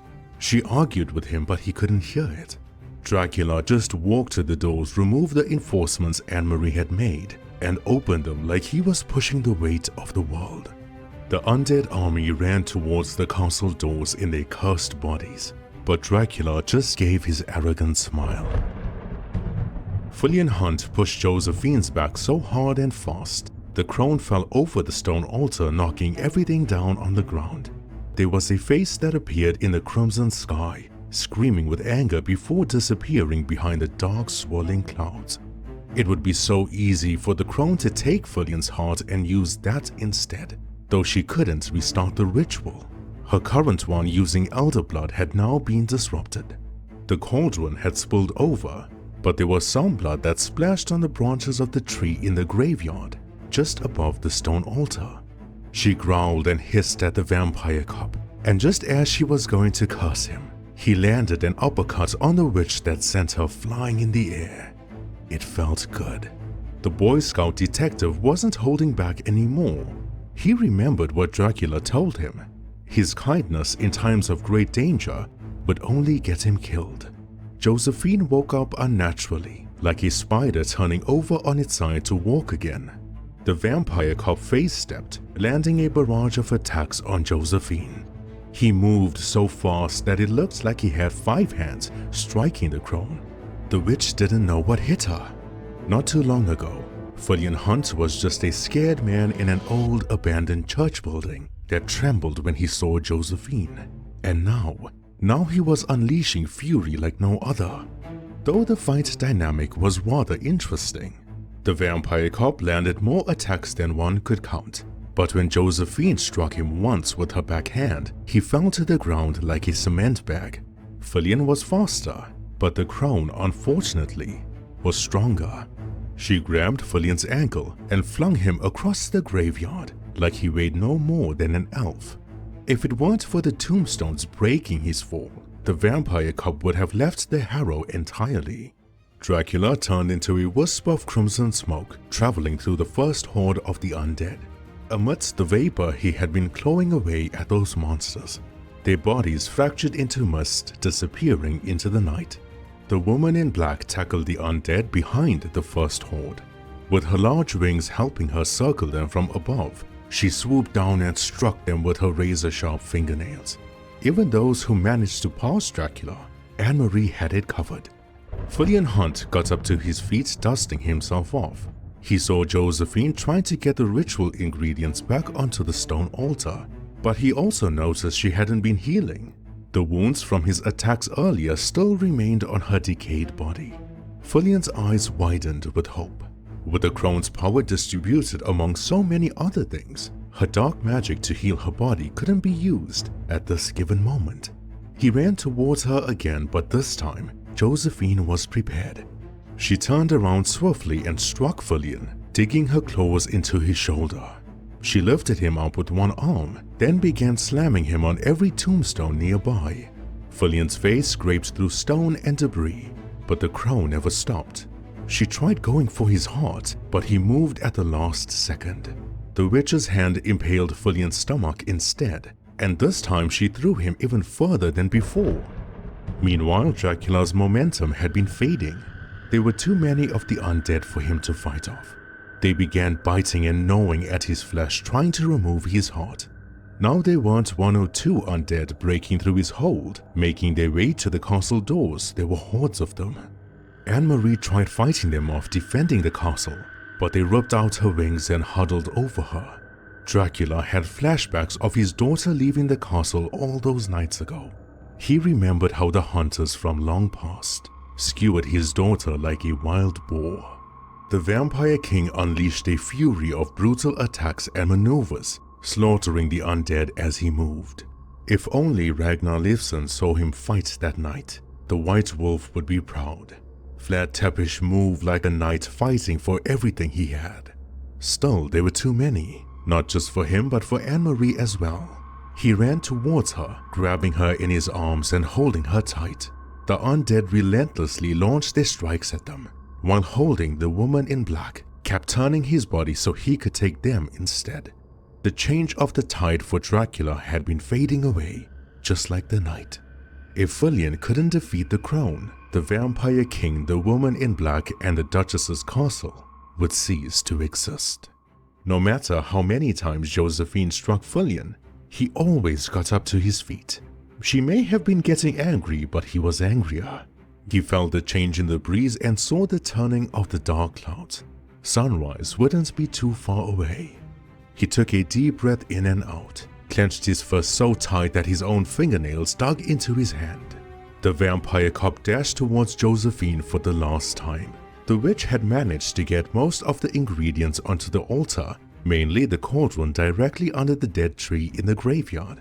One more drop of blood was needed to complete the ritual, just a drop.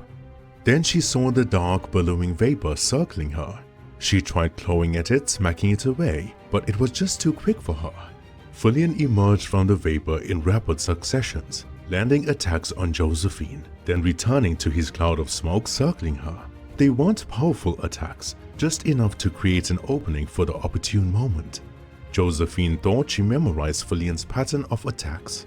The witch zigged instead of zagged, and Fillian used that opportunity to get what he wanted. He took a deep breath in, channeling every bit of vampiric power he had, and then he struck. Dracula's body looked like a piece of raw meat, with a million cuts opening and closing. He felt his power wavering and his eyelids getting heavier, and just as the remaining 100 undead charged at Dracula and Anne-Marie, they began perishing like shattered stone and broken mist. Their cursed bodies of thin flesh crumpled and dissolved in the wind. Vlad Tepes gave a deep sigh and fell to the ground. Anne-Marie peeked through her eyelids in fear, then opened them with hope. The undead had been destroyed. Anne-Marie collapsed to the ground, sitting on the cold stone steps outside the castle. Gently, she lifted and placed Dracula's head onto her lap as he had a smirk on his face. He did it, Anne-Marie told Vlad Tepes. He actually killed a Crone. The night fell silent. The howling wind refused to blow. The lightning had become too afraid to brighten the sky. Josephine stood in the graveyard with her mouth opened and widened yellow eyes, then slowly collapsed to the ground with a hole in her chest. The elder curse had faded away from Fillian's body. His skin reverted to its usual paleness. His ears weren't so long and pointy anymore, and his dashing, handsome appearance had returned. He stood in the graveyard holding the Crone's heart in his hand. He looked at it with disgust and tossed it to the ground, wiping away the black blood on his clothing. Fillian placed his hands on his kneecaps, hunching over with relief. Josephine's body on the ground withered like an old tree in the winter, then turned to dust carried by the wind. The vampire cop looked in the distance and saw the absence of the undead marching through the woods and the city. He was thankful Josephine's power was divided, for he may not have survived otherwise. With a night of horror coming to an end, the vampire cop neatened his clothing, fixed his hair, and began walking away with a smile worth more than gold. But that smile turned into a frown. He looked over his shoulder and up at the sky. Why was it still crimson, he thought? Why were the dark clouds still hovering over the graveyard? And then, his eyes narrowed before they sprung out, looking at the dead tree. The tree in the graveyard that had blotches of vampire blood soaking its branches. Then a drop of elder blood, his blood, gradually, almost reluctantly, fell into the cauldron.